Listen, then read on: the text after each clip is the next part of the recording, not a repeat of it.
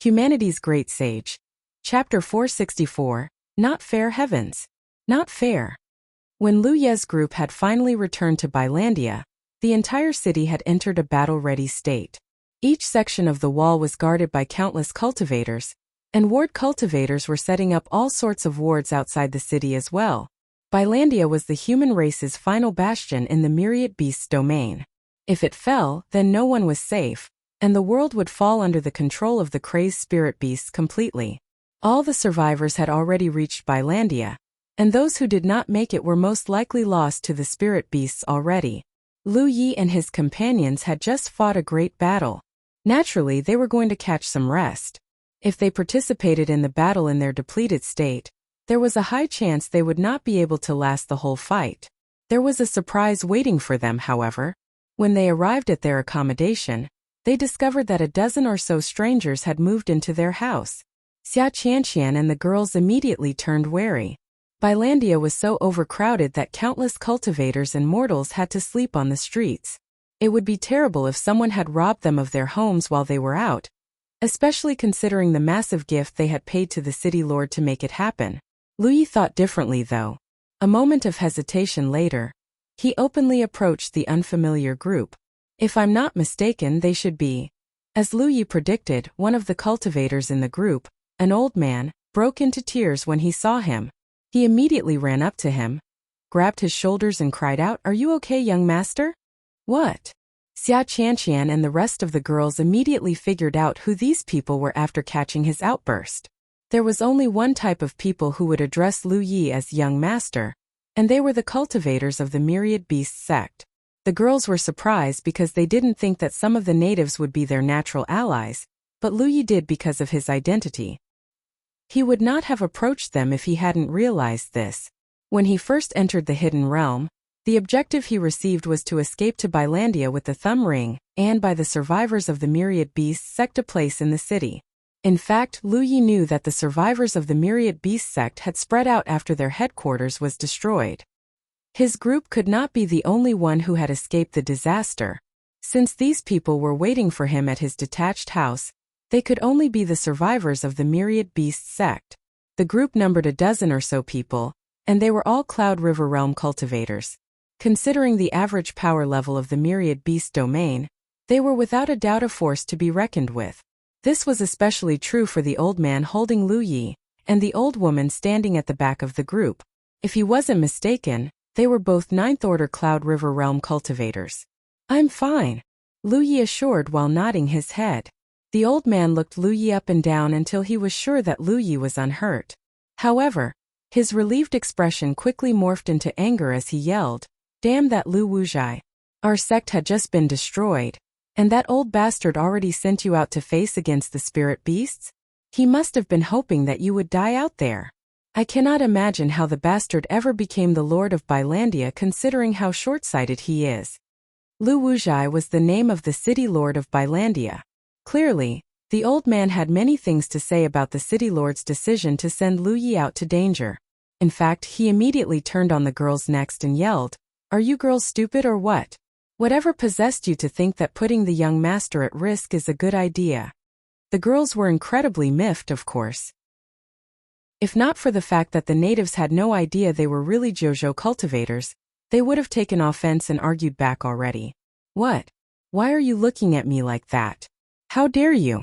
If it wasn't for the Myriad Beast sect, you would have died on some forgotten streets a long time ago." The old man could not help but explode again when he saw their expressions. "Enough, great elder." The old woman that concerned Lu Yi chose this moment to speak up. "It's not like the girls wanted to risk the young master's life. We're not at the Myriad Beast sect anymore, remember? If anyone is at fault here, it is us for taking too long to come to Bylandia." The old woman then looked at the girls and ordered, "You three, apologize to the great elder now." Instead of apologizing, the girls merely stared at Lu Ye's back. Feeling as if someone was burning a hole in his back, Lu Yi immediately straightened up and said, "It's okay, great elder. I'm the one who made the decision to go on the mission. It's not their fault." The great elder let out a long sigh. "Young master, I know you love the girls, but you can't pamper them too much. Otherwise, forget it. We are all that is left of the sect now, and I do not wish to make the atmosphere any more unpleasant than it already is. Just remember to keep the young master out of danger next time." Finally, the girls let out a disgruntled Suddenly, the great elder looked at Amber. The white tiger was currently draped over Lu Ye's shoulder. The longer he stared, the brighter his eyes shone. "Where did you find this little fella, young master? Is it okay if I take a look at it?" Lu Ye tilted his head at Amber, and the white tiger immediately leaped over to the great elder. The old man's eyes brightened even more when he caught Amber. "Oh, what an intelligent fella you are." After inspecting Amber thoroughly, the great elder finally returned the white tiger to Lu Ye with a wide smile on his face. "Congratulations, young master. You are incredibly lucky to have recruited this incredible beast, not long after you lost your chosen beast. If I'm not mistaken, this beast is a descendant of the 4 sacred beasts. It might not be very powerful right now, but it possesses incredible potential. If raised properly, its future is guaranteed to be brighter than most." Lu Ye was surprised. He did not think that the old man would be able to identify Amber's bloodline, but then again, what was he expecting?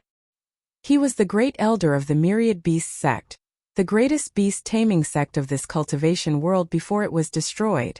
Even Lu Ye himself wasn't sure that Amber was a descendant of the 4 sacred beasts until now. As for the chosen beast the great elder spoke of, Lu Ye knew nothing about the poor animal, of course. He wasn't actually the young master of the Myriad Beasts sect, he was just assuming his identity. According to Xia Qianqian, there used to be a Myriad Beasts domain in the past. Everything they were experiencing right now was something that had already happened in the distant past. They were reliving that experience now only because the heavens had somehow recreated it through some means he was nowhere powerful enough to even imagine. Both the Myriad Beasts sect and the young master of the Myriad Beasts sect were real, but Lu Ye had no idea what the young master's chosen beast was because the heavens hadn't given him that information. Heck, he didn't even know that the old man before him was the great elder until the old woman had spoken up. Lu Ye was an inquisitive man, so he asked, "How can I make it my chosen beast, great elder?" The great elder shot him a confused look. "I'm sorry. The art of converting a spirit beast into a chosen beast was the beating heart of beast taming itself. How could Lu Ye possibly not know about it?" Lu Ye immediately feigned a sorrowful expression. "I'm sorry. I've been feeling pretty addled since the Myriad Beast sect was destroyed. It's gotten to the point where I've forgotten many things that I should never forget." Xia Qianqian and the others rolled their eyes repeatedly when they heard this. However, the great elder accepted the shoddy excuse and sighed. "I see. I'm sorry you had such a hard time, young master." He then shoved his hand into his storage bag and searched around for a bit before passing Lu Ye a jade slip. "This contains the most important technique of our sect, the Beast Pact art. Keep it safe." Lu Ye accepted it respectfully and nodded. "Do not worry, great elder." Behind him, the girls felt their eyes widening like saucers. Who would have thought that asking was all Lu Ye needed to do to obtain the Myriad Beast sect's most important technique? They might not know what the Beast Pact art was, but it didn't take a genius to know that it must have something to do with beast taming. In Zhou, beast taming was a minor cultivation faction at best, but here in the Myriad Beasts domain it was the complete opposite. They had no doubt that the cultivators of the Myriad Beasts domain were far better at the way of beast taming than the cultivators of Zhou. Not to mention that the Beast Pact art Lu Ye just received came from their strongest beast taming sect. The beast tamers of Zhou would kill to obtain the Beast Pact art. It was extremely valuable to say the least. This old man isn't a nuisance. He's an opportunity. Xia Qianqian was a woman of action. She immediately asked, "Great elder, we've run out of cultivation resources. Can we?" The great elder immediately lost his pleasant expression and glared at her. "Did the sect master not give you a bag of spirit stones right before you left? Don't tell me you've used them all already." Xia Qianqian groaned on the inside. "Of course not. I haven't even met your heaven's damned sect master, much less received anything from him." The great elder turned back to Lu Ye with a pleasant expression. "The guy must be a master of faces. Where is your spirit beast bag, young master?" "I'm sorry." The great elder let out another sorrowful sigh. "Oh, young master. It's not easy to make spirit beast bags, you know. Our sect only has a dozen of them, and they were all passed down by our ancestors. You can't just lose it like this. He then removed a bag from his waist and handed it to Lu Yi. Here. This is yours now. To say Lu Yi was flabbergasted would be an understatement, but his shock was not even close to the girls. They were so jealous they could strangle the lucky Sanuvabitch. Forget Kitty Shun. Even a veteran like Xia Qianqian had never seen anyone receiving such preferential treatment from a hidden realm native before. Xia Qianqian had thought that Lu Ye's identity was a superficial status at first, but clearly she was mistaken. The guy could abandon them all and go into hiding right now, and she wouldn't even be able to fault him for it. It's not fair. Why is a second-order cultivator getting so much profit for free, while I, a ninth-order cultivator, get nothing at all? Is it because he's a male? Not fair, heavens. Not fair. Xia Qianqian wanted to cry. It was at this moment the old woman spoke up. The young master has just returned from battle. Why don't we postpone this conversation to a later date? The great elder nodded. You're right. Please take your rest, young master. We will speak again after you've recovered. I shall be taking my rest then, Lu Yi replied. He was going to walk into the house when suddenly, he felt a few pairs of red-hot gazes piercing his back. He hurriedly waved at the girls and added, You girls follow me. Yes, sir. The girls hurriedly responded. As he was walking toward his room, he thought he heard the sound of grinding teeth behind his back. He wondered if it was his imagination. Lu Yi went into his room and closed the door. He had just sat down on the floor when the world suddenly grew a little dim. He looked up and saw the three women glaring down on him with thick, unbridled disdain. I can't help it. The heavens are the ones who arranged all this. Lu Yi tried to defend himself, plus, I brought you all here to catch some rest, didn't I? We're splitting the loot. Xia Qianqian uttered through gritted teeth. She was going to explode if Lu Yi said no. Sure. How do you want to split it? You can have whatever's inside the spirit beast bag. But I want a copy of that beast packed art. Don't worry, I'm not going to sell it. I have a senior brother who's a beast tamer, and the art might be useful to him. Me too. Kitty Shun raised her hand immediately. Lan Zi was silent, but it was obvious she wanted a copy as well. Humanity's Great Sage. Chapter 465, Beast-Packed Art. Verbal promises meant nothing, so everyone swore a heavenly oath to prove that they would definitely not sell the beast-packed art. They would only share it with their close ones or keep it for research. Seeing no problems with the oath, Lu Yi gave them the slip so they might copy it in their own time. He then picked up the spirit beast bag and examined it closely.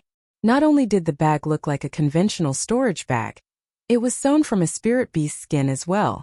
However, its aged appearance made it clear that it was something that had been passed down for many generations. The Great Elder had claimed that there were only a dozen or so spirit beast bags in the entire sect, and that they were inherited from their ancestors. Obviously, it was as rare as it was valuable. The Great Elder had removed the restriction lock on the bag before giving it to Lu Yi, so it took him little effort to refine it and make it his own. When he inspected it, he was surprised by what he found. The storage space of the spirit beast bag wasn't very big, and at first glance it looked like it was no different from a storage bag. Something about the storage space felt different from a storage bag's though. Lu Yi had an inkling what it was used for. Its very name was telling. Amber was currently napping beside Lu Yi. When it sensed Lu Ye's gaze, it looked up and tilted its head cutely. Lu Yi gestured at Amber with the spirit beast bag, so Amber rose to its feet and waited. It was only then that Lu Yi channeled his spiritual power and threw the spirit beast bag over the white tiger. As expected, Amber immediately vanished from view. When he checked, he found that the tamed beast had been stored inside the spirit beast bag. However, Amber was twisting and turning non-stop as if it wasn't used to the environment. To be fair, the storage space itself looked incredibly cramped now that it was inside. The bag itself wriggled as Amber struggled. I was right. The spirit beast bag really can be used to hold a living creature. A storage bag did not have such a function.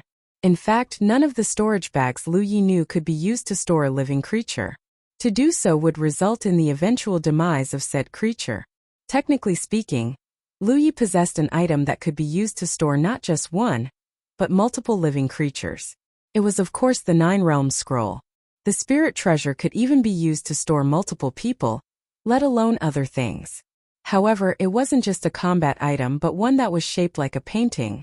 It would be incredibly inconvenient to carry it on his person, not to mention that it cost a continuous stream of spiritual power to keep it activated. Convenience-wise, this spirit beast bag was 1,000,000 times better than the ward scroll. He could just hang it on his waist or carry it beneath his shirt. This way, Amber would not need to lie on its shoulder all the time. It wasn't that he had a problem with keeping Amber in the open. In fact, having Amber on his shoulder was usually a boost to his combat abilities unless he faced someone he needed to go all out against. The problem was that Amber was a very recognizable spirit beast. His enemies only needed to take one look at the white tiger to know that he was Lu Yi. Back in the Spirit Creek battlefield, there was practically no Thousand Demon Ridge cultivator who didn't know that Lu Yi of the Crimson Blood sect owned a white tiger. Even those who never met him could easily recognize him through Amber. As a result, Lu Yi was unable to conceal his identity most of the time. The Spirit Beast bag was a solution to this problem. In the future, he simply needed to store Amber in the Spirit Beast bag and put on a spirit artifact that could change his appearance to hide himself. He didn't have such an item yet, but he could just buy one from the Vault of Providence. No one would know who he was. Maybe it was because he was excited, but he didn't release Amber until some time later. Because of this, the white tiger immediately tried to take a bite out of the spirit beast bag when it was finally loose. Lu Yi hurriedly put a hand on its forehead to stop him. His plans would go up in flames if the spirit beast bag was damaged. It was at this moment Lu Yi received a message. He checked his battlefield imprint and discovered that it came from Yi. Yi chose this method of communication because she didn't want to reveal herself. A trump card should remain hidden until the right time after all. According to the girl, Amber didn't feel comfortable inside the spirit beast bag. Not only was it pitch black inside the bag, it was cramped to the point of being claustrophobic. That said, the storage space of the spirit beast bag wasn't fixed. Amber could fit inside even if it returned to its true form. Amber glowered as Lu Yi shoved the spirit beast bag under his shirt. He also promised Amber he would never put it in the bag unless absolutely necessary. It was only then it finally withdrew its gaze and calmed down. The three women had already finished copying the contents of the jade slip. They were currently meditating and recuperating their strength. Lu Yi tossed a couple of vital spirit pills into his mouth while checking the beast pact art. First, he didn't care too much for it. He wasn't a beast tamer after all. However, his expression grew increasingly serious over time. The beast pact art had never existed in JoJo. If the technique could be spread, it would improve the power of its beast tamers tremendously. The beast tamers were a minor cultivation faction in the cultivation world of JoJo, but compared to other factions, there were a lot more beast tamers than, say, golem masters. Even Lu Yi technically counted as a beast tamer since Amber was his tamed beast. Intelligent and tameable spirit beasts were extremely useful, especially during the early stages of one's cultivation. They could fight alongside their tamers and be used as mounts. Plenty of cultivators carried at least one tamed beast with them when they were weak. Unfortunately, just like all other minor cultivation factions, beast tamers were considered a minor cultivation faction because they rarely produced champions. Beast tamers relied on their spirit beasts to be strong, and there were few things they loved more than raising powerful spirit beasts and commanding them in battle.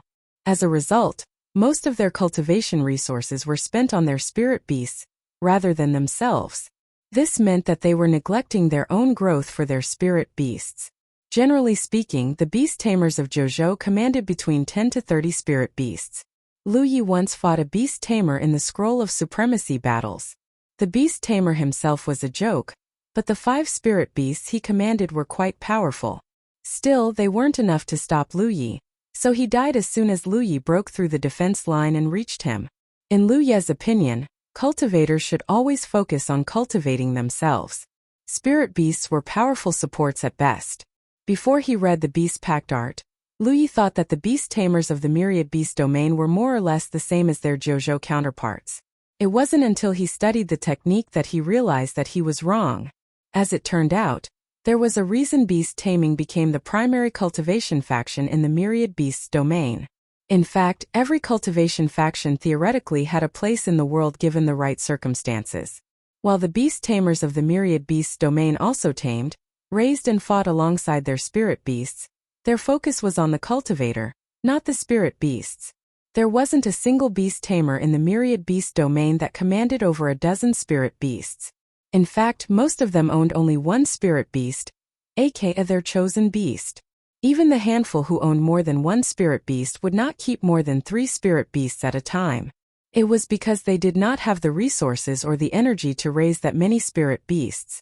A chosen beast was a spirit beast whose life and energy were literally connected to the cultivator using a secret technique. They shared both honor and disgrace. If the cultivator lived, then the chosen beast lived. If the cultivator died, then the chosen beast died as well. The opposite wasn't true, however. The cultivator would suffer some backlash if they lost their chosen beast, but that was it. It was a secret technique that was created by cultivators after all. Of course, it was more advantageous toward the cultivator. A spirit beast that had just been born was usually chosen to be the chosen beast. It was because it was easier to mold its nature at a young age and forge a relationship with them. Only when the cultivator and the spirit beast were willing to give up their lives for one another would their life and energy become interconnected. After that, the spirit beast would become the cultivator's chosen beast, and a beast pact would be formed between them. After the beast pact was created, the cultivator could borrow their chosen beast's strength to strengthen themselves to a certain degree. If they had sufficient trust in one another, they could even subsume the chosen beast into the beast pact temporarily to drastically increase their strength. Be it the connection of life and energy or the formation of the beast pact, both of them proved that the way of beast taming in the myriad beasts domain focused on the growth of the cultivator, not the spirit beast. It was completely different from the beast tamers in JoJo. If this secret technique could be carried to JoJo, Lu Yi had good reason to believe that it would revolutionize the whole way of beast taming. No beast tamer in their right mind would reject this secret technique, as it was powerful enough to push them into the big leagues. Never again would they be called a minor cultivation faction. Lu Yi was still studying the secret technique when suddenly, a floral scent brushed against his nostrils. He looked up and saw Xia Qianqian standing next to him and bumping him with an elbow. "Hey man, can we renegotiate the terms of our heavenly oath? If you don't mind, I would like to sell this secret technique to the Vault of Providence." It was clear she had noticed the importance of the secret technique as well. Without exaggeration, the Beast Pact art was a technique that could revolutionize and popularize the way of beast taming once and for all. She was sure they would be rewarded handsomely if they sold it to the Vault of Providence, but that wasn't the main objective. By giving up a secret technique that could revolutionize an entire way for altruistic purposes, they would earn the heavens' favor and attention. She could only imagine how much smoother her cultivation journey would be if the heavens themselves favored her. The girls had never encountered such a valuable opportunity until now. Since it was Lu Yi who brought them this opportunity, of course they had to speak to him about it, not to mention that they had just sworn a heavenly oath. Selling it now would be breaking the oath and earning the heavens' punishment. Also, they would not dare to sell it to the Vault of Providence if Lu Yi rejected the idea. "How many contribution points is it worth?" Lu Yi asked. Xia Qianqian chuckled. "Don't be shallow. This is no longer just a matter of contribution points. If we sell the Beast Pact art to the Vault of Providence, we will earn the favor of the heavens for sure. Do you know what that means? At the very least, your luck will be better than before." Now Lu Yi was tempted. As of late, his luck was extraordinary, probably because he had obtained the gift of providence. If what Xia Qianqian said was true, then selling the secret technique to the Vault of Providence would increase one's luck. He wondered which one had a greater effect, the gift of providence or the sale of the Beast Pact art. The answer was probably the gift of providence. It was a boon none had received for decades after all. "Are you sure about this?" Lu Yi asked with a raised eyebrow. His luck was already extraordinary, sure, but who in their right mind would begrudge more luck? "Do you know how the minor factions in JoJo came to be?" Xia Qianqian asked before answering her own question. "They all came from hidden realms such as the Myriad Beasts domain. Our minor factions are all major factions in those cultivation worlds. The reason our cultivators came to learn them is precisely because someone shared their secret techniques with the world.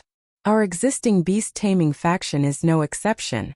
A long time ago, Our ancestors shared what they learned from a hidden realm with Jojo and popularized them into all kinds of minor factions.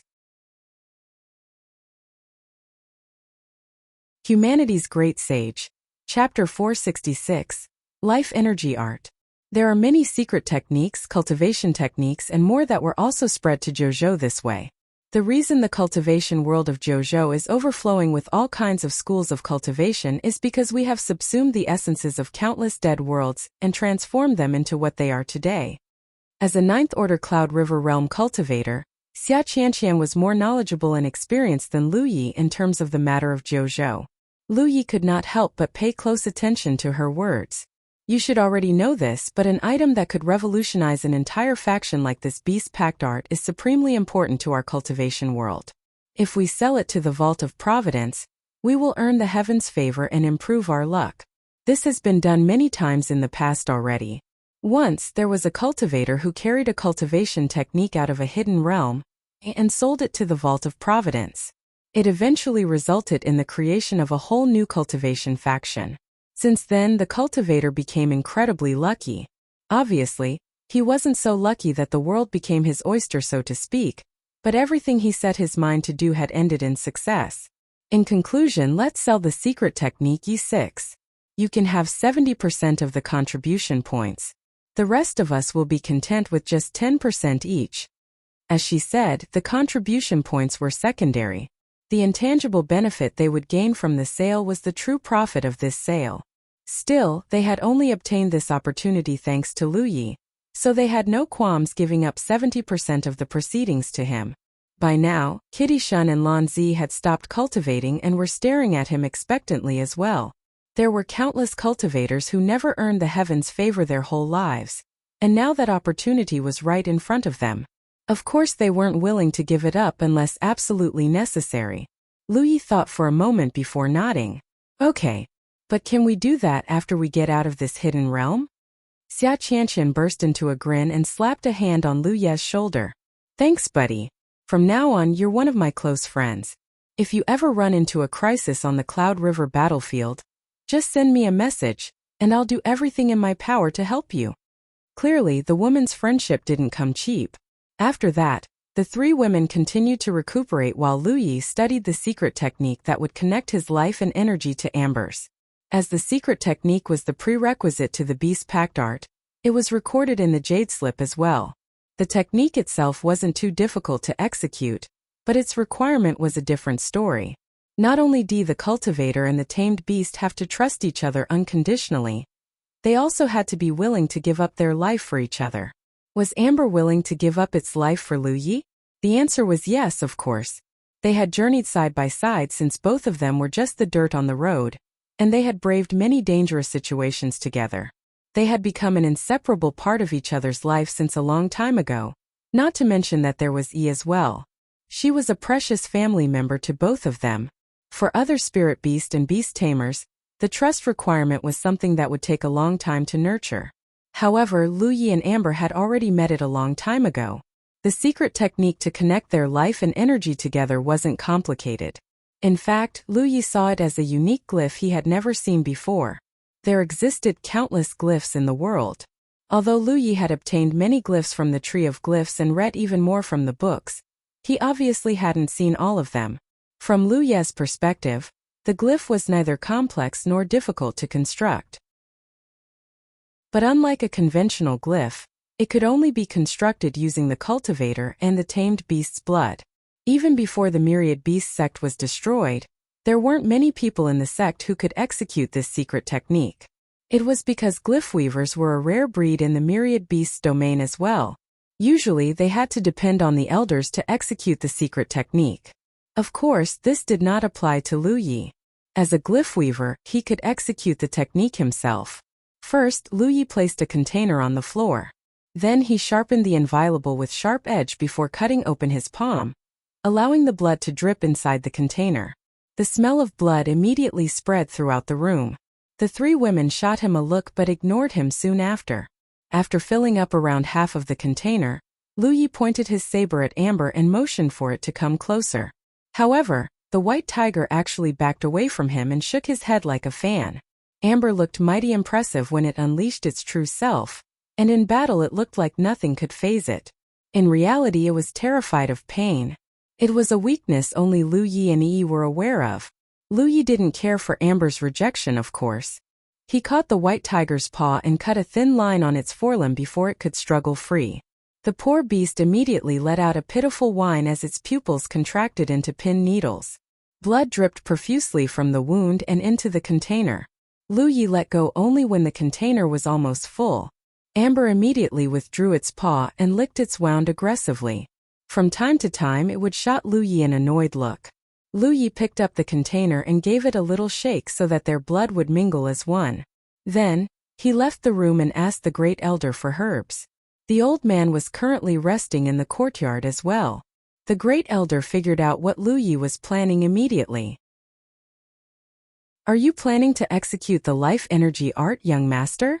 The items Lu Yi was asking weren't especially precious in the myriad beasts domain because they didn't have many uses.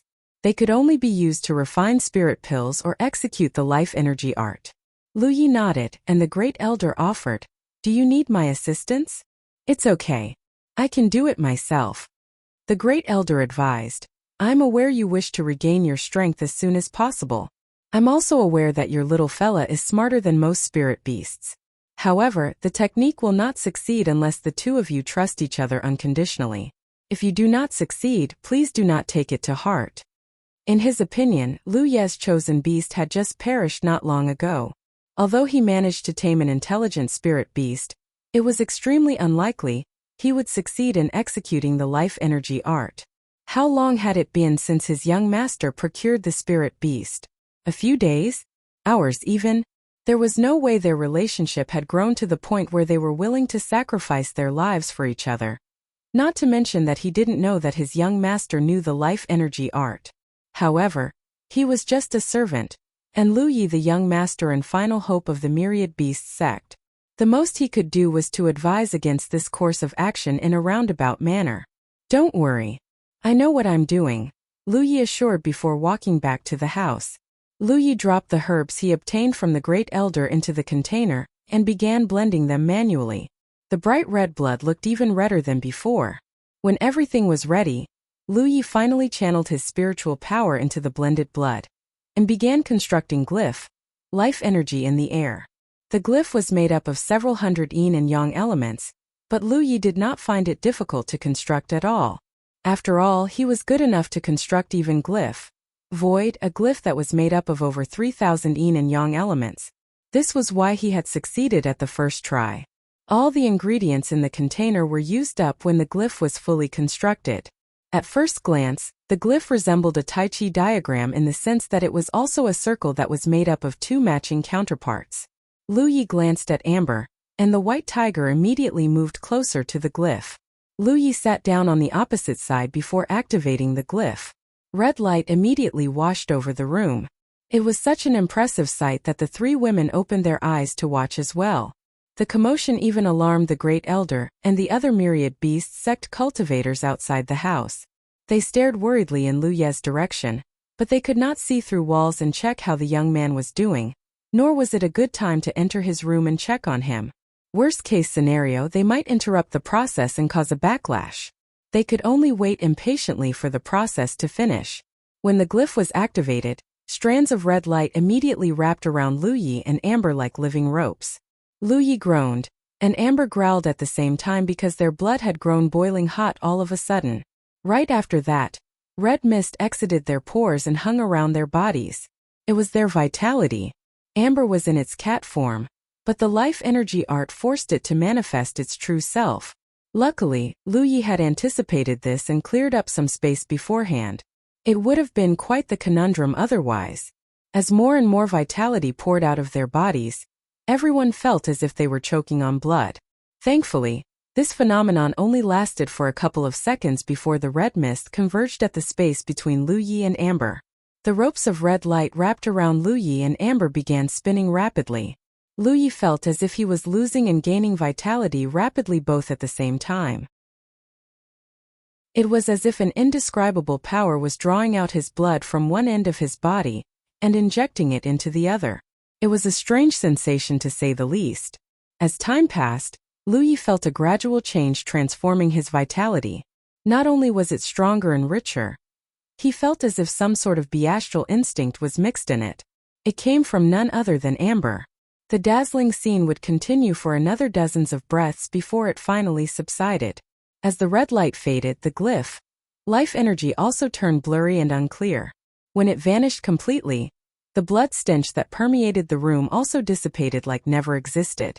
For a time, Lu Yi and Amber simply stared into each other's eyes. It was because both man and tiger felt as if their lives had been joined together. They also felt closer than ever before. Even before the life energy art, Lu Yi could already guess what Amber was thinking thanks to the bonding pact. Of course, it was nothing compared to Yi's bond with Amber. The ghost spirit literally knew what the white tiger was thinking at all times.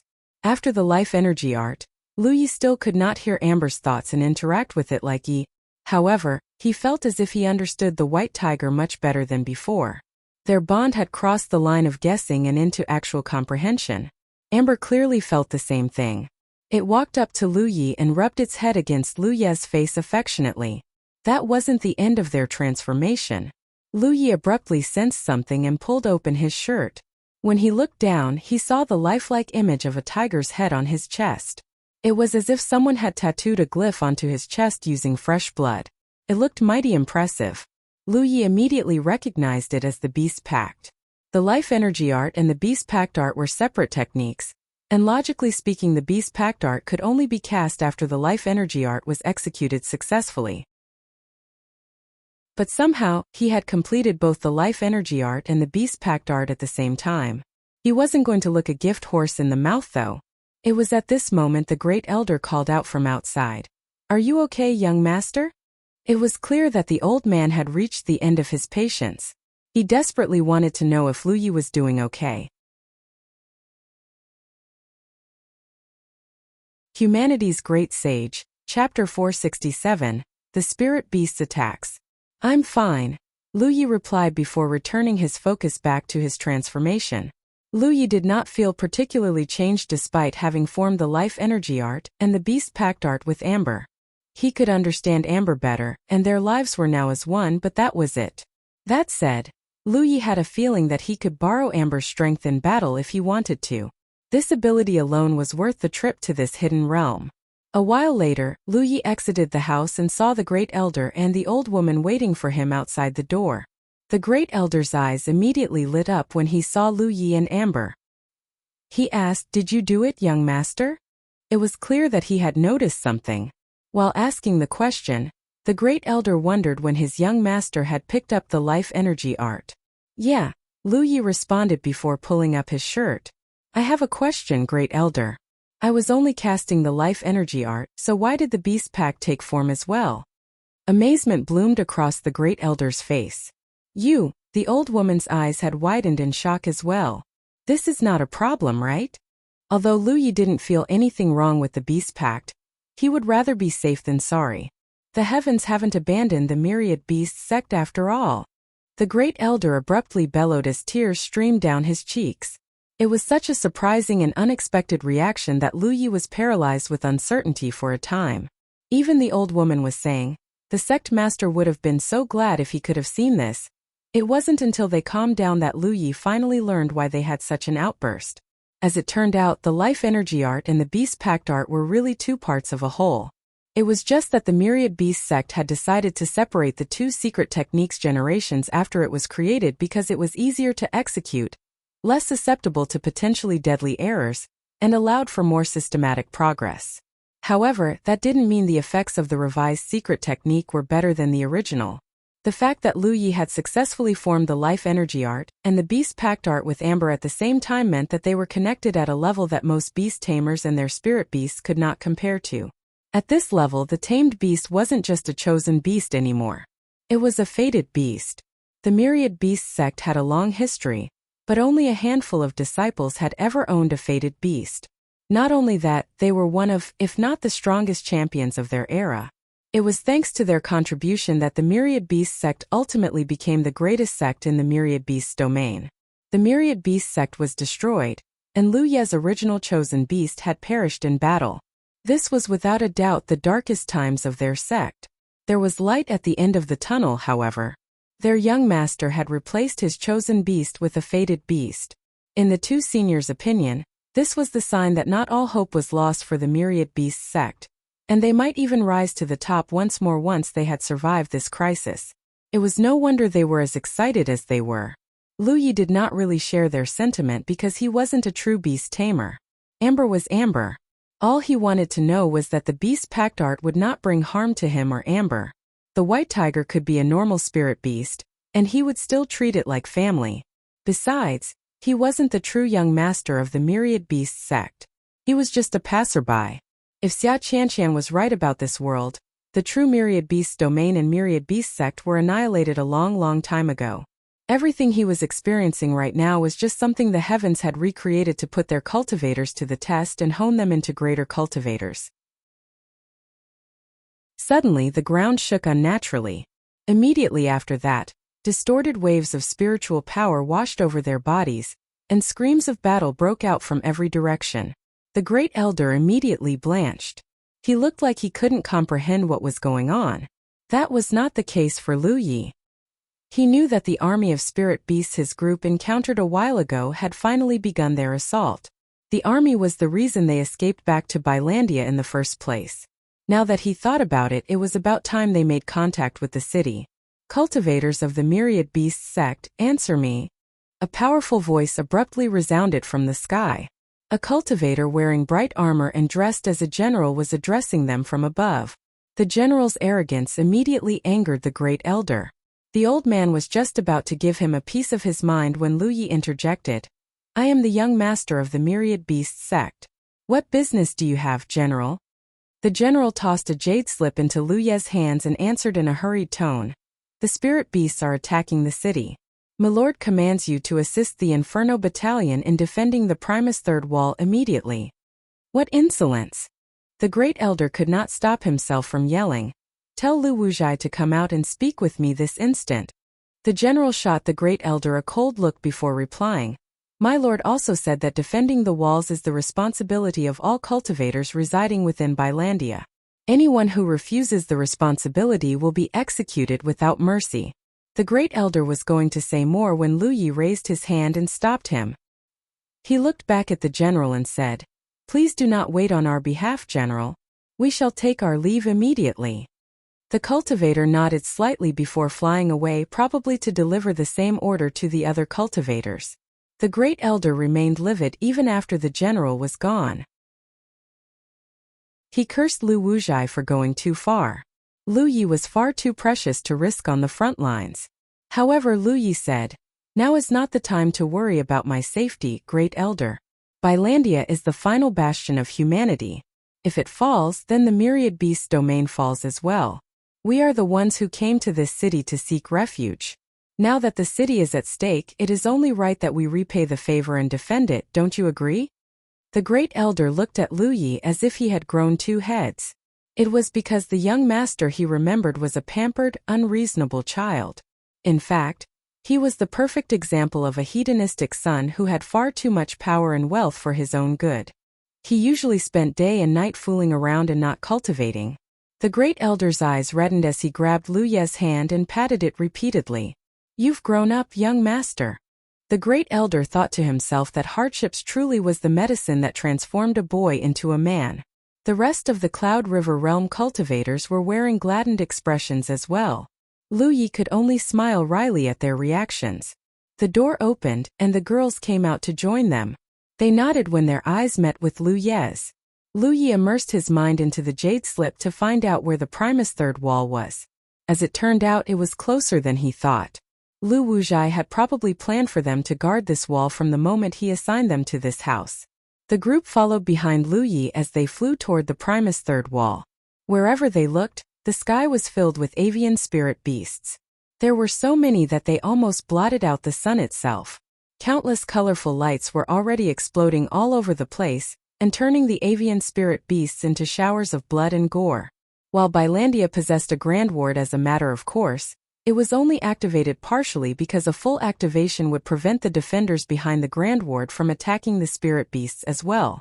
Considering that the enemy vastly outnumbered them, it was only a matter of time before the Grand Ward was destroyed. The only way they might survive this crisis was to kill as many spirit beasts as possible while defending. That was why numerous gaps had been opened at strategic locations throughout the Grand Ward. By funneling the spirit beasts into this gap, they could lessen the burden on the Grand Ward and improve their kill efficiency drastically.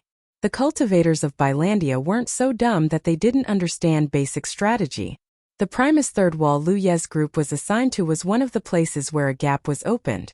Right now, countless avian spirit beasts were flooding through the gap and attacking every human in sight. The powerless mortals could only hide in the buildings and pray that the cultivators could stop the assault.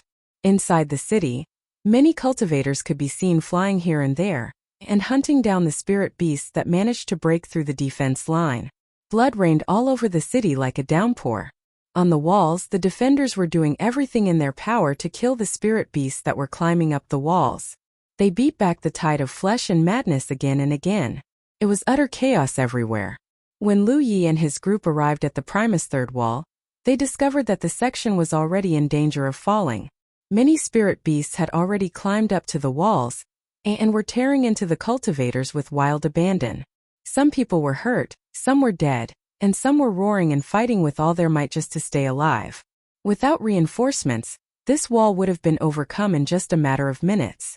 The defense line would be breached, and the endless horde would quickly overtake the entire city. The only way to stop this was to close the gap, but that also meant that the Grand Ward would withstand greater pressure. One could say that Lu Ye's group had arrived at the perfect time. Everyone in the group was a Cloud River Realm cultivator. Their numbers were few, but 3 of them were 9th Order Cloud River Realm cultivators. They were as powerful as they were indispensable in this battle. As usual, the cultivators kicked off their counterattack with spells and flying weapons first. The flying weapons made a tut-tut noise every time they pierced through a spirit beast's flesh. Lu Yi had fought many great battles on the Spirit Creek battlefield, but they were almost child's play compared to this battle. This was a battle with the fate of the entire world at stake. Humanity was already at their last legs, and their enemy, the spirit beasts, only needed to wipe out Bylandia to achieve total victory. If the cultivators lost this battle, they and everyone else behind them would be killed. Lu Yi was a cultivator from Zhou. Personally, he did not think he would truly be able to empathize with the cultivators of the Myriad Beasts domain even if he was an active participant in it. However, he quickly discovered he was wrong. Not long after he set foot in this battle, he found himself fighting with everything he got. At that moment, it was as if he had truly become the young master of the Myriad Beasts sect, and that he was leading the remnants of his sect against the endless tide in hopes of postponing their extinction even a second longer. As Lu Yi was the leader of the group, he was supported by Xia Qianqian and the Great Elder. Wherever they went, even champion-class spirit beasts fell to their blades with insulting ease.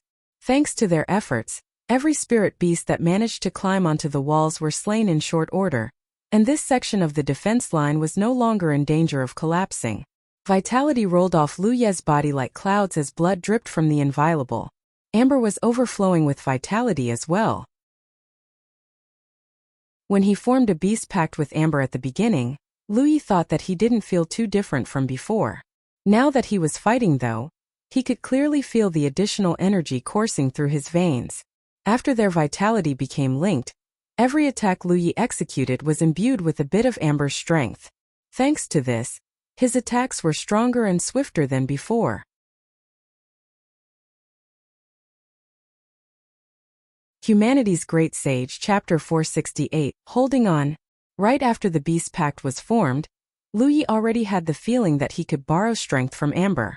It just wasn't obvious at the time because they were resting. Now it was clear that it wasn't just a feeling. He really could empower himself through the Beast Pact. He wasn't the only one who was doing this. The Myriad Beast sect cultivators were borrowing strength from their chosen beasts.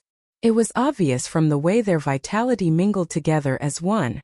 This was the true power of a beast tamer. To Lu Yi, this benefit was more than welcomed. In the past, Amber rarely had the opportunity to intervene in his battles despite riding on top of his shoulder. It was because he was a lot more powerful than the White Tiger.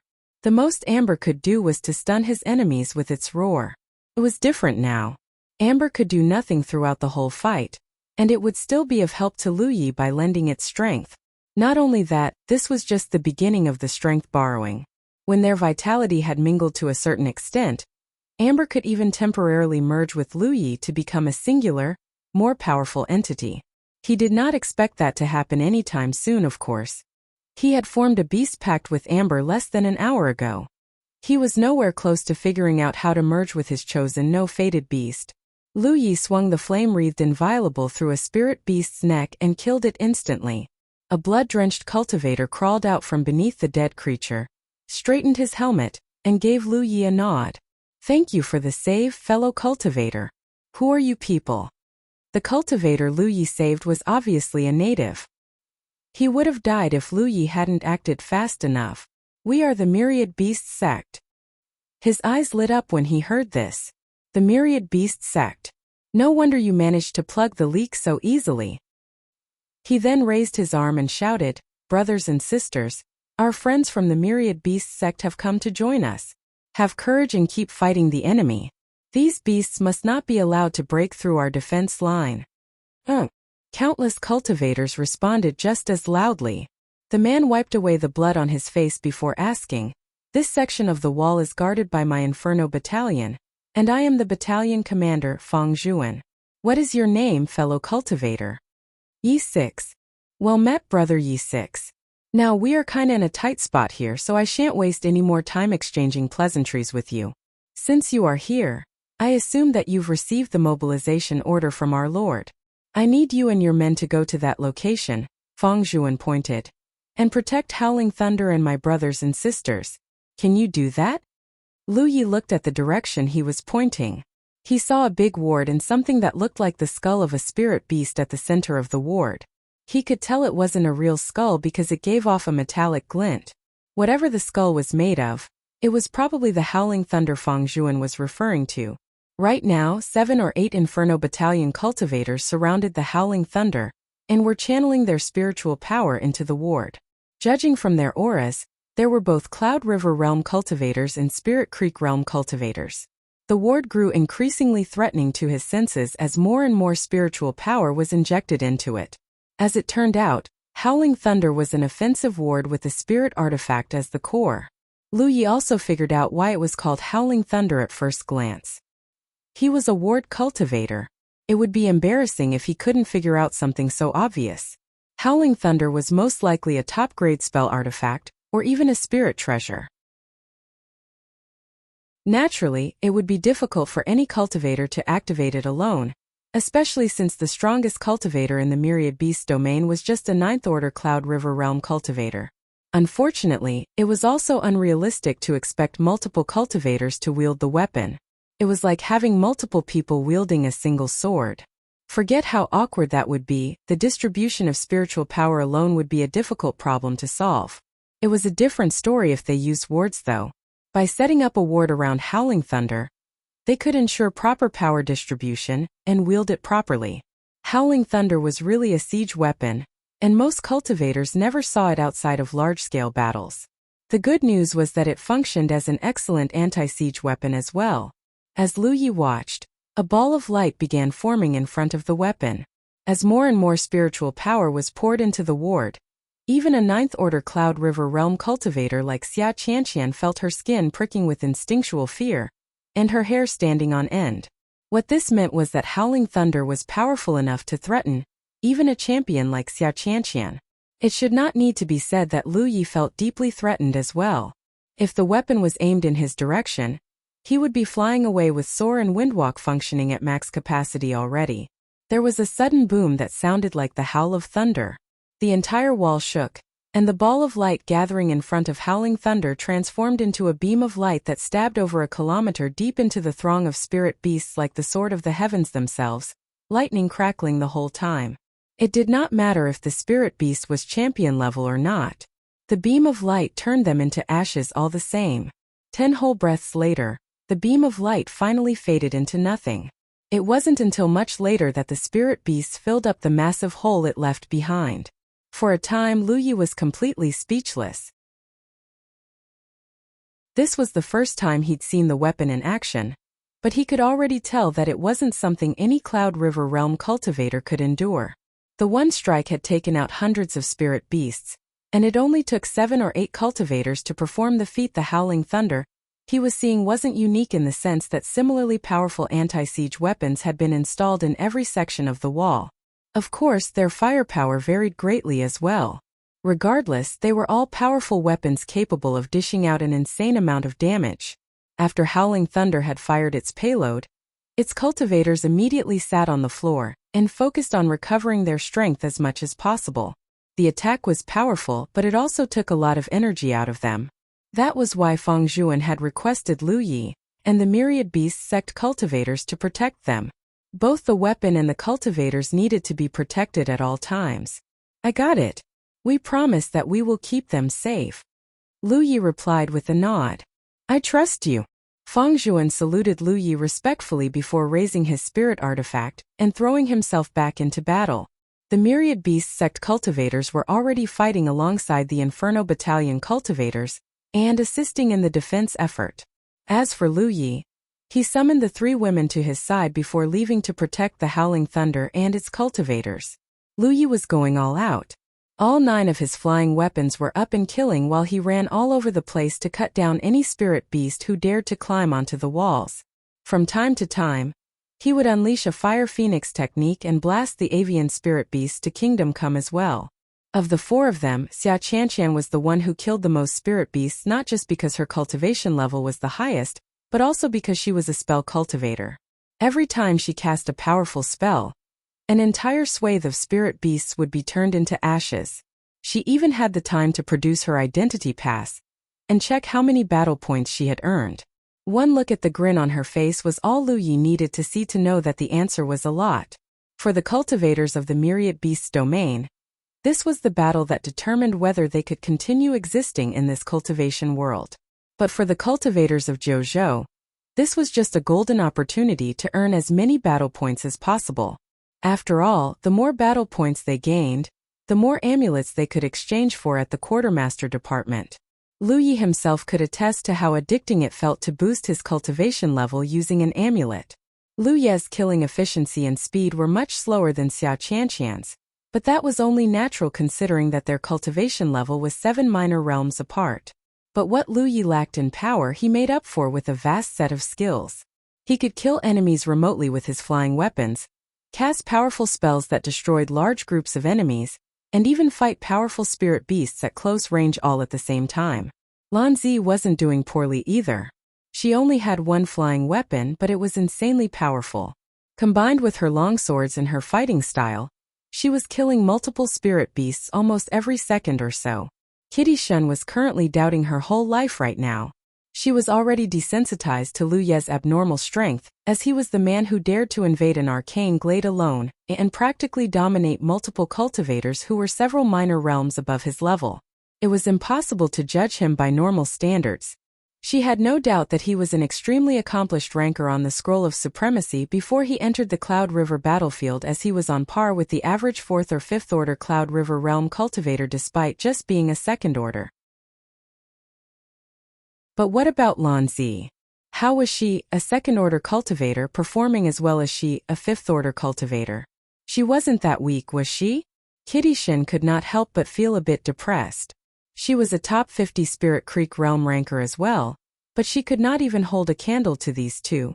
And so the cultivators of the Myriad Beast sect and Inferno Battalion worked together to defend the entire section of the wall. It wasn't long before everyone was positively soaked in blood. The carcasses beneath the walls had piled up as high as hills by this point. It felt like they were breathing blood, not air. Despite the one-sided massacre, the spirit beasts kept coming as if they didn't know death. They continued to climb up the walls or fly over it. These crazed spirit beasts only had one goal, and that was to kill every human in the entire world. This was a cultivation world where beast tamers were its strongest cultivators. Naturally, the spirit beasts vastly outnumbered the humans even before the sickness had spread. That was why the crazed spirit beasts not only succeeded in defeating the humans, but also conquering most of the lands until Bylandia was their only remaining bastion. The Section Jia 3 wall wasn't doing so hot. It was the same for the other walls. That said, Bylandia was the city where the remaining humans of the entire cultivation world were gathered.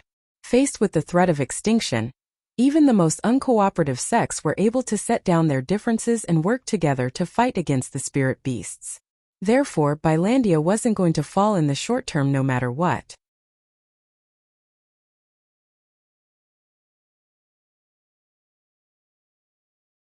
Alternating defenses this way not only allowed for greater margins of error, but also ensured that the cultivators would last as long as possible both physically and mentally. Whoever came up with this arrangement clearly had a knack for seeing the bigger picture. Right now, nearly everyone on the Section J3 wall was meditating and recovering their strength. Lu Yi was the only one who was sitting in front of Howling Thunder and examining the wards around it curiously. It was clear that whoever created the wards surrounding Howling Thunder was a much better ward cultivator than him. Although he was capable of setting up the same wards, the finer details in certain areas would have been much rougher. Besides that, he was extremely interested in the offensive ward. He had never seen one that used a spirit treasure as the core, and Howling Thunder had more than proven its worth during the battle. The weapon was easily one of the main reasons the Section J3 wall was able to hold out until their shift was over. He was still studying the ward when Xia Qianqian sat down beside him. "What are you doing? You should focus on recovering your strength." "I'm just indulging in a bit of curiosity." What he didn't say was that he didn't need to focus to recover his strength. He could be sleeping right now, and his body would still automatically digest the spirit pills he consumed and pull in the surrounding world's spiritual qi. "Conserve your strength. You will need it later," Xia Qianqian advised. "What do you mean?" "I don't know if you've noticed, but this city was doomed from the start. It's only a matter before it's overwhelmed. Have you thought about what to do after the city is breached?" "What do you advise, fellow cultivator Xia?" Xia Qianqian shook her head. "Do I look like an intellectual to you? I'm just telling you to prepare for the inevitable escape after the city is breached." Lu Yi frowned. "But this entire cultivation world is already dominated by the spirit beasts. Where can we go even if we make a run for it? That is why we need to escape before the city is breached." Xia Qianqian sighed. "I've experienced plenty of hidden realms in the past, but I gotta say that this one feels especially impossible." And it was. Humanity itself was at the brink of extinction. There was only so much an individual could do considering the circumstances. "What are the other hidden realms like?" Lu Yi asked curiously. Unlike Xia Qianqian, he was just a second order. It would be a long time before he graduated from the Cloud River battlefield. Any advice he could pry from Xia Qianqian would surely aid him in his survival. No two hidden realms are the exact same. For example, none of the hidden realms I've experienced so far has pitted me against a Heaven's Damned extinction-level threat until now. You mentioned that the objective of a hidden realm like this is to train the cultivators to solve the root of the problem, resolve the crisis it's facing and save the world, didn't you? Sure, but we don't even know what made the spirit beast go insane in the first place. And trust me, I've already tried to investigate this. How can we solve the problem if we don't even know what it is? It was a good point. Why had the spirit beasts gone insane? The disease had spread like wildfire too. In just a year, countless spirit beasts across the entire cultivation world abruptly went insane and began attacking the humans. Logically speaking, the disease that drove most spirit beasts insane had to come from somewhere. The only way to stop this was to find the source and destroy it. But where was the source? What was the source for that matter? The cultivators of the myriad beasts domain never found out the truth before they were wiped out. They were eventually subsumed by the heavens and transformed into a hidden realm. It wasn't like they were completely clueless, of course. For one, they knew that the disease was incredibly infectious, but strangely it didn't look like the disease was spread via contact. He knew this because the myriad beast sex cultivators had been fighting alongside their spirit beasts and none of them showed any signs of derangement so far. Amber was perfectly fine as well. There's no point in thinking too deeply into it. Considering the circumstances, the best we can do is to see what happens and improvise on the fly. Anyway, we really should stop talking and focus on recovering our strength, Xia Qianqian replied before taking her own advice. Lu Yi tossed 2 vital spirit pills into his mouth and chewed slowly. Over 2 hours later, Feng Zhuan let out a hoarse yell, "It's time, people. Get ready for battle. The Inferno Battalion and Myriad Beast sect cultivators hadn't fully recovered yet, but they immediately got to their feet and rushed into position.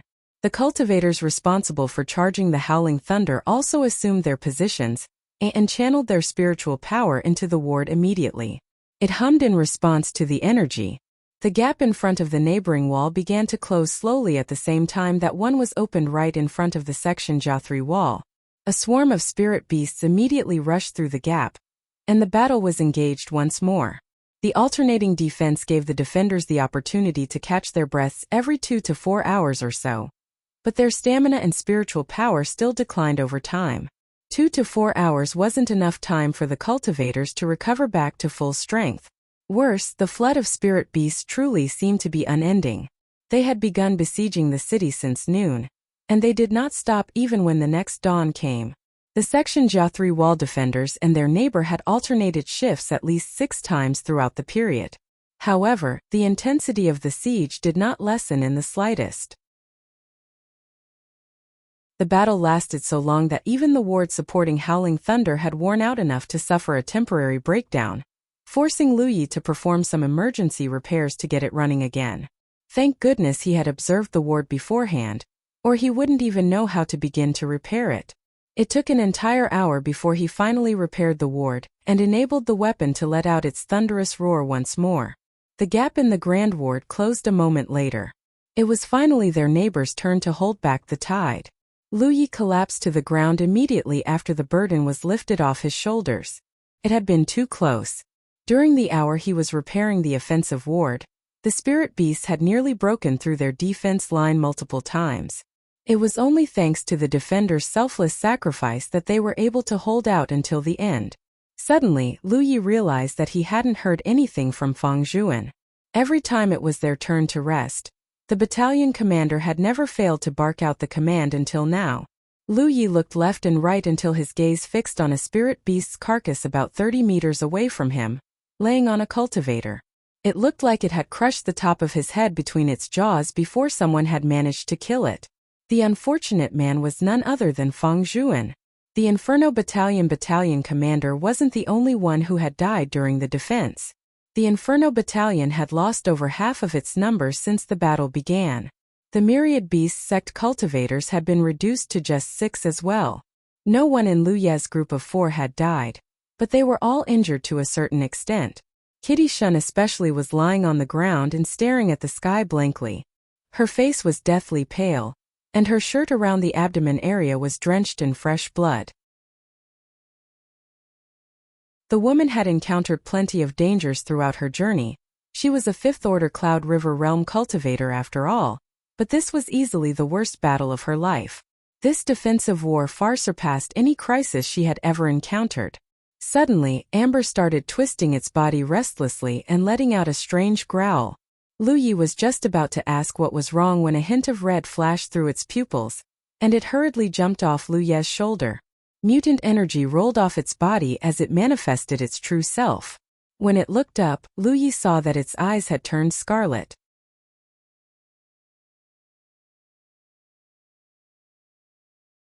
Humanity's Great Sage.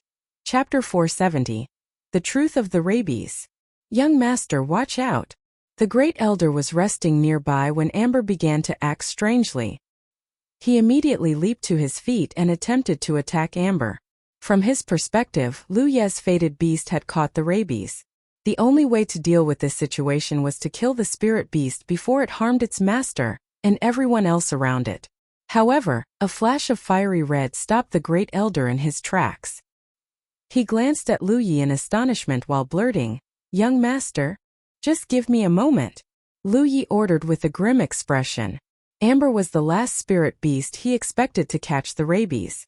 The white tiger had been fighting by his side this whole time, and he was certain that it wasn't injured once throughout the battle. With that in mind, how on earth did he catch the rabies? There was one thing that was markedly different between Amber and other maddened spirit beasts, however. Although the white tiger was staring at him with scarlet eyes and growling uncontrollably, it was equally clear that it was doing its best to maintain its sanity. Otherwise, it would have attacked him and everyone else around it already. Amber was Lu Ye's tamed beast for more than 2 years, and it was restricted by the bonding pact bestowed by the heavens themselves. Despite having caught the rabies, it didn't lose its mind completely like the others. It was at this moment Lu Yi received a message via his battlefield imprint. As expected, it came from Yi. Lu Yi looked up at Amber immediately after he finished reading the message. At the same time, Amber bowed its head before Lu Yi. There was a metallic glint, and before everyone knew it, Lu Yi had stabbed his saber 3 inches into the back of Amber's neck. The attack was so sudden that no one was able to react in time. Xia Qianqian and the girls were all staring at him in astonishment. Just a moment ago, the young man had stopped the Great Elder from killing Amber. Was it because he didn't want Amber to die in a stranger's hands, or? They realized they were wrong the second the thought crossed their minds. If Lu Yi truly wanted to kill his tamed beast, there were a number of vital spots he could have chosen that would make the death as painless as possible. Suddenly, everyone heard a strange cry from Amber. It almost sounded like a cicada's cry. However, the battlefield was noisy enough that they weren't sure if they had actually heard right. It was at this moment that Lu Yi pulled his saber out of Amber's neck. Everyone's gaze suddenly became affixed to the tip of the blade. There was what looked like a tiny cicada at the end of the saber. It was struggling and writhing furiously. Before they could see it clearly though, it suddenly exploded into a pool of black liquid. Lu Yi hurriedly enveloped the black liquid with his spiritual power before it could hit anyone.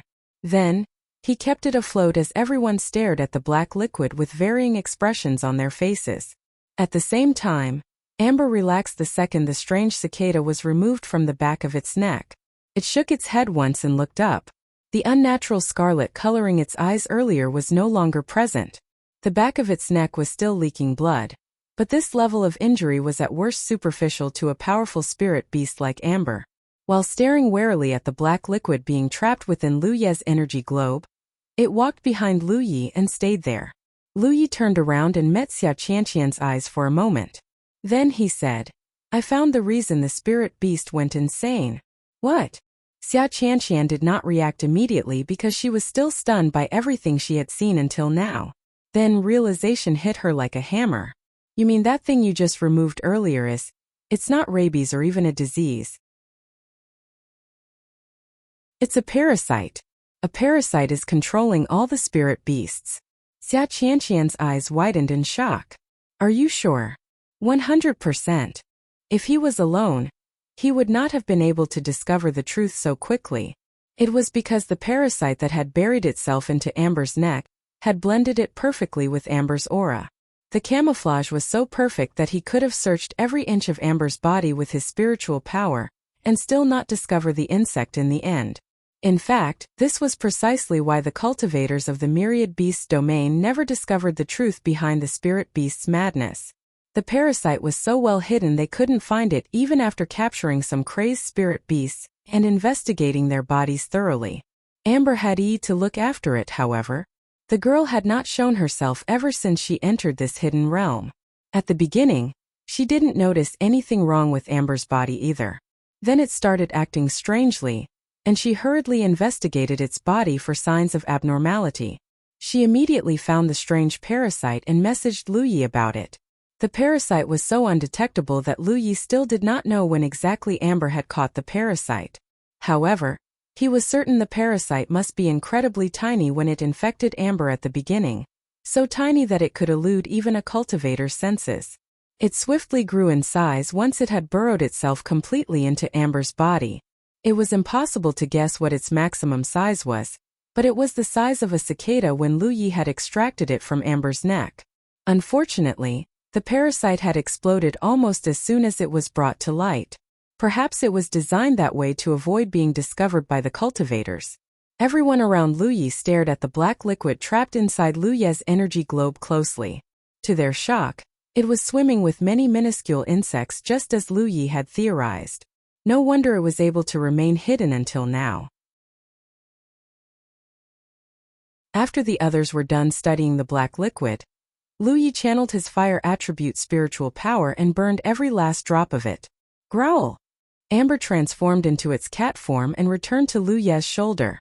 Then it started growling as if it was making conversation with Lu Yi. It wasn't. To be specific, Yi was translating everything Amber was saying and conveying it to Lu Yi via the battlefield imprint. The girl was Amber's ghost spirit, so she understood its thoughts perfectly. This was one area even Lu Yi, the White Tiger's owner, could not hope to do better even with the bonding pact of the heavens, the life energy art and the beast pact art tying them closer than ever before. At best, Lu Yi could make some simple conversation with Amber. He could not discern its exact thoughts like Yi could. Lu Yi pretended to nod his head to Amber's growls as he read Yi's messages. Xia Qianqian asked curiously, "What is it saying?" She had never seen such an intelligent spirit beast until now. Unfortunately, Yi wasn't done conveying Amber's message yet, so he just pretended he hadn't heard her and kept nodding his head. A while later, he finally said while pointing, "It said it felt something from that direction when it was being controlled by the parasite." "Okay, what does that mean exactly?" "It's not sure, but it could feel an invisible connection between the parasite and whatever's in that direction." "Is it the source of the madness?" Xia Qianqian's eyes lit up immediately. The reason the spirit beasts went insane wasn't because there was something wrong with them, but because their body had been taken control by parasites. Now, Amber was saying that it felt an invisible connection between the parasite and something that lay somewhere down that direction. It was impossible not to think that this something might just be the root of all evil. Assuming they were right, then the path ahead of them was finally clear. All they needed to do was to head there and eliminate the root of all evil. "Great Elder, do you know what the spirit beast might be referring to?" Xia Qianqian spun toward the old man. "Let me think. Down that direction is..." The Great Elder muttered thoughtfully before his eyes suddenly lit up with realization. Lu Yi noticed the reaction and asked, "Tell me, Great Elder." "It's where the Black Tortoise sect used to reside." And a frown overcame the Great Elder's features. "It is also where the madness first appeared before sweeping across the entire myriad beasts' domain." His answer was the final nail in the coffin. Lu Yi and Xia Qianqian had no doubt that whatever Amber had sensed most likely resided in the Black Tortoise sect. But the Black Tortoise sect was wiped out a long time ago, and we never found anything when we went to investigate it. You investigated the crazed spirit beasts and never found the parasite either. Is it that surprising that you might have missed something during your search?" Xia Qianqian retorted and earned a shameful look from the Great Elder. In his opinion, they would not have discovered the existence of the parasites if his young master wasn't close enough with his fated beast that he could understand its words. Technically speaking, they couldn't be sure that the Black Tortoise sect was the root of all evil.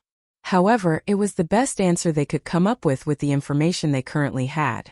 Lu Yi and Xia Qianqian exchanged a knowing look with each other. There was no saving Bailandia if they chose to remain where they were. At this rate, the city could give it their 200%, and they would still be overwhelmed in the matter of days. The fall of the city would mean that the myriad beasts domain had failed to deviate from its current path of extinction. Horrible, horrible things were going to befall the natives and even the cultivators Jojo if they allowed that to happen. In fact, now that he thought about it, traveling to the source of the problem and solving it once and for all was the only path to survival.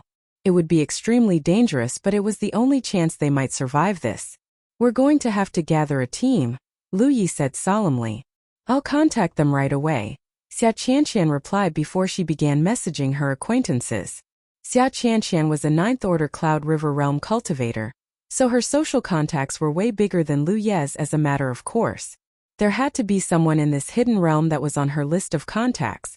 "Young master, are you planning to?" the Great Elder began. Lu Yi thought for a second before telling the truth. "Great Elder, we're going to the Black Tortoise sect. It might hold the answer to all our problems." "You want to head there now?" The Great Elder blanched immediately. The spirit beasts were currently sieging the city. To leave now was to push against the endless tide.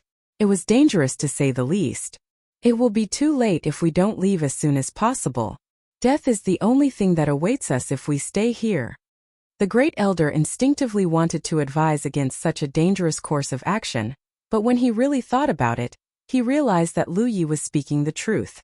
So he nodded and declared, "You're right, young master. To stay here is to die a slow and painful death. In that case, I will speak with Lu Wuzhai and see if he can spare some men to aid us on our quest." Lu Yi nodded approvingly. "That's a good idea. Obviously, the bigger the team, the higher their chances of success would be. Please give me a moment, young master, the great elder said before flying straight toward the Lord's residence. A while later, a cultivator flew over from a distance and landed in front of them. He said in a lazy voice, "Are you aware you're going to lose battle points if you leave your post at a critical time like this, Xia Qianqian?" Lu Yi was caught off guard by the voice. Why does he sound so familiar? He turned toward the source of the noise and saw a round, fat man. His face was full of fat, and his eyes were narrowed into slits. He wore a beaming smile and carried a round belly in front of him. Lu Yi was well and truly surprised. He never expected to encounter the man here. In fact, he never even saw him before they entered the hidden realm. As if noticing Lu Ye's gaze, the fat man looked over and met Lu Ye's gaze. His eyes glinted, and his smile grew even wider than before.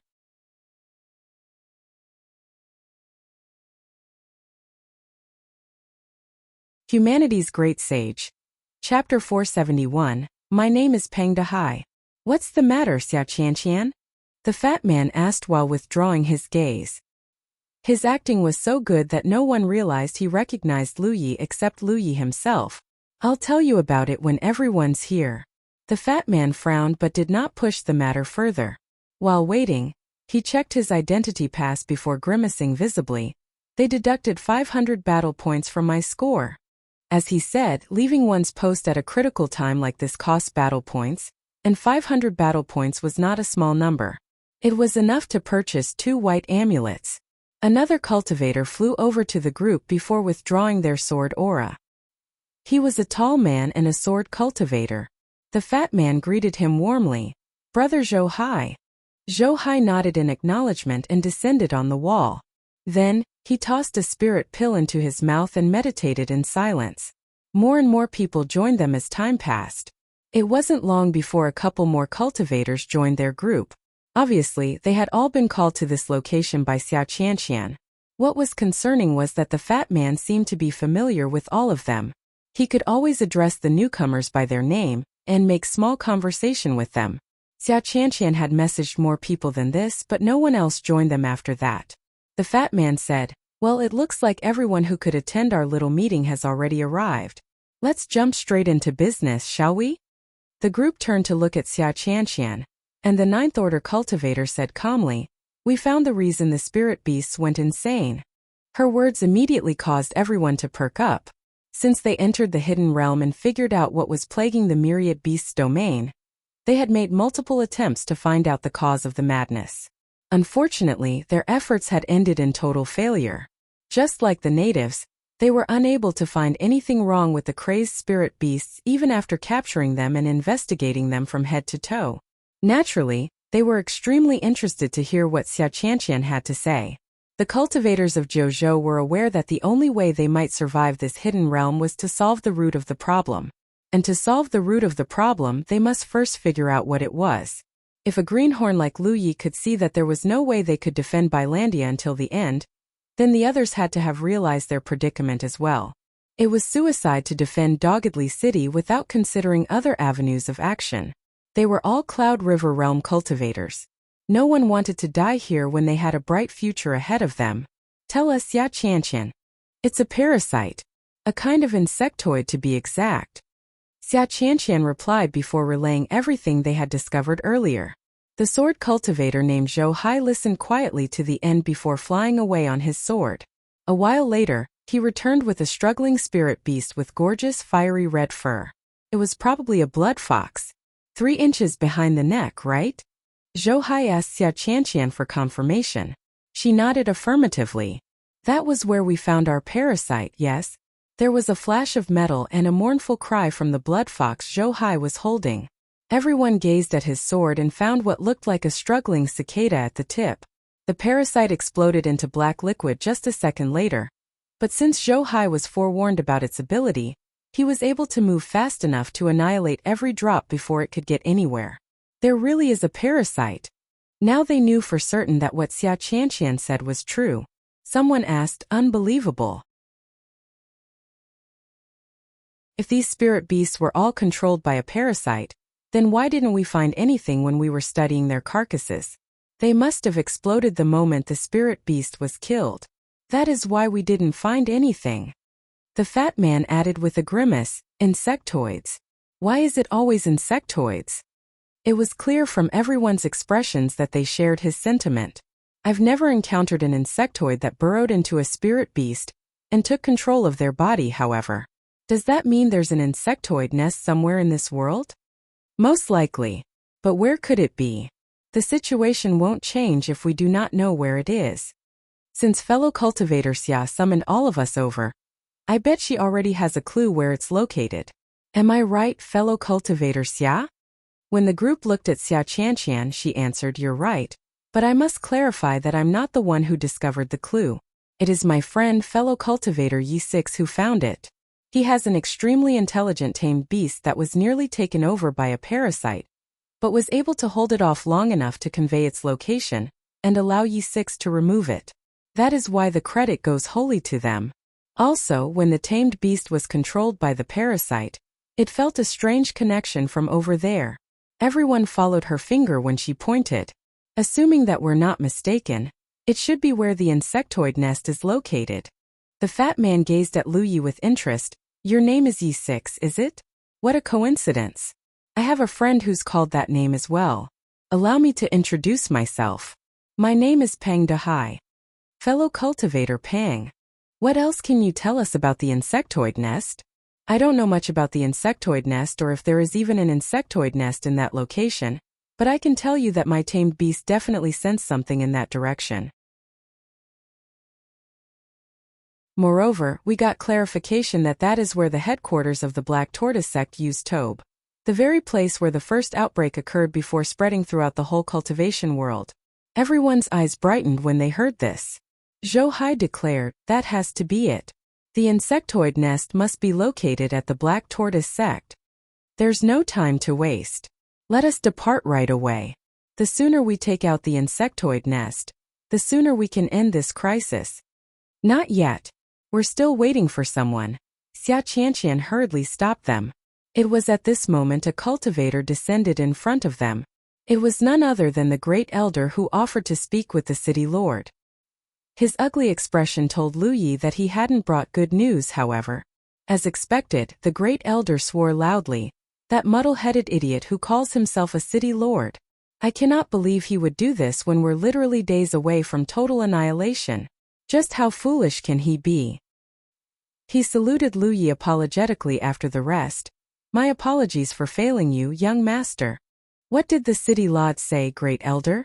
The old man answered in a furious tone. "Not only did that old dog ignore my advice, he forbade us from leaving Bylandia. He declared that we'll be branded as deserters and never be allowed to set foot in Bylandia again if we dare to leave." The surviving members of the Myriad Beast sect were filled with disdain and righteous anger when they heard this. Lu Yi consoled them by saying, "It's okay. We already have enough people to carry out the mission." It was only now that the great elder realized that their group had been joined by 8 newcomers. He asked, "Who are these people, young master?" Lu Yi kept his answer brief. "They are fellow cultivators who have decided to join us on our mission after hearing the truth, great elder." Pleasant surprise bloomed across the old man's features. Wonderful. Most wonderful. At the same time, he thought to himself once more that his young master had truly grown up, and that he was no longer the hedonistic son who knew nothing about life's suffering anymore. Unbeknownst to Lu Yi, Pang Dehai and the other Zhuzhou cultivators were staring at him with shocked expressions. Pang Dehai moved closer to Xia Qianqian and asked in a low tone, "Hey, this old man's a native, right? Why is he addressing Yi6 as young master? Who is Yi6 in this world?" "He's the young master of the Myriad Beast sect." "The Myriad Beast sect?" Pang Dehai blanked out for a second before blurting in astonishment, "That is some insane luck. I've entered this type of hidden realm many times in the past, but I never heard of anyone who was given such a prestigious identity." Xia Qianqian replied in a jealous voice, "I know, right? I never encountered someone like him either. His fate must be through the roof if the heavens would value him so. Now that I think about it, he's the one who discovered the insectoids in the first place, isn't he? Damn. By the way, what is your identity?" That's none of your business, Xia Qianqian retorted. She was a ninth-order Cloud River Realm cultivator. There was no way she could ever admit that she was Lu Ye's attendant. Peng Dehai chuckled. Xia Qianqian might have refrained from answering, but that didn't stop him from figuring out the truth anyway. The young woman realized this and kicked him hard in the stomach. It was only then she said, "Since we're all here, let's move." No one had anything to say against that. The gap in front of the Section J3 wall was still closed, so they could only leave through the gap in front of their neighbor's wall. They immediately summoned their flying spirit artifact and flew off in the blink of an eye. For a time, the surviving members of the Inferno Battalion could only stare at their backs in shock. Then, they reported the desertion to the city lord's residence. Although only 8 people had answered Xia Qianqian's summons, they were quite powerful in their own right. Peng Dehai and Zhou Hai were both 9th Order cultivators, which meant that their group had 5 9th Order cultivators in total. Everyone else was 5th Order or higher as well. Lu Yi and Lan Zi were the only 2 2nd Order cultivators in the group, but they were far stronger than the average 2nd Order cultivator because they were the former champion and first runner-up of the Scroll of Supremacy, respectively. They would not be holding the groups back. Their small group began fighting their way out of Bylandia. 2 body-tempering cultivators opened the way while everyone else blasted at the spirit beasts with their flying weapons or spells. Wherever they went, powerful attacks swept the spirit beasts like thunder, and colorful lights exploded across the sky like fireworks.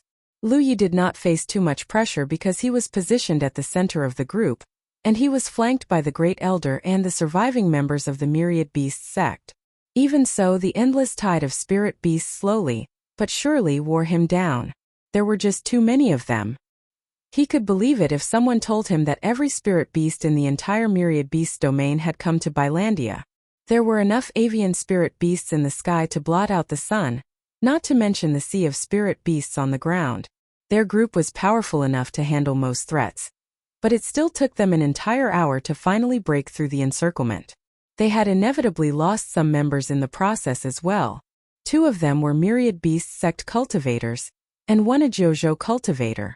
Lu Yi remembered that the Jiuzhou cultivator was a short ghost cultivator. No one knew if they were still alive. They had been separated on the way out. Even after they had broken through the encirclement, they were still being pursued by a massive number of spirit beasts. Unfortunately, where the avian spirit beasts lacked in everything else, they made up in speed. Shaking them off wasn't going to be easy.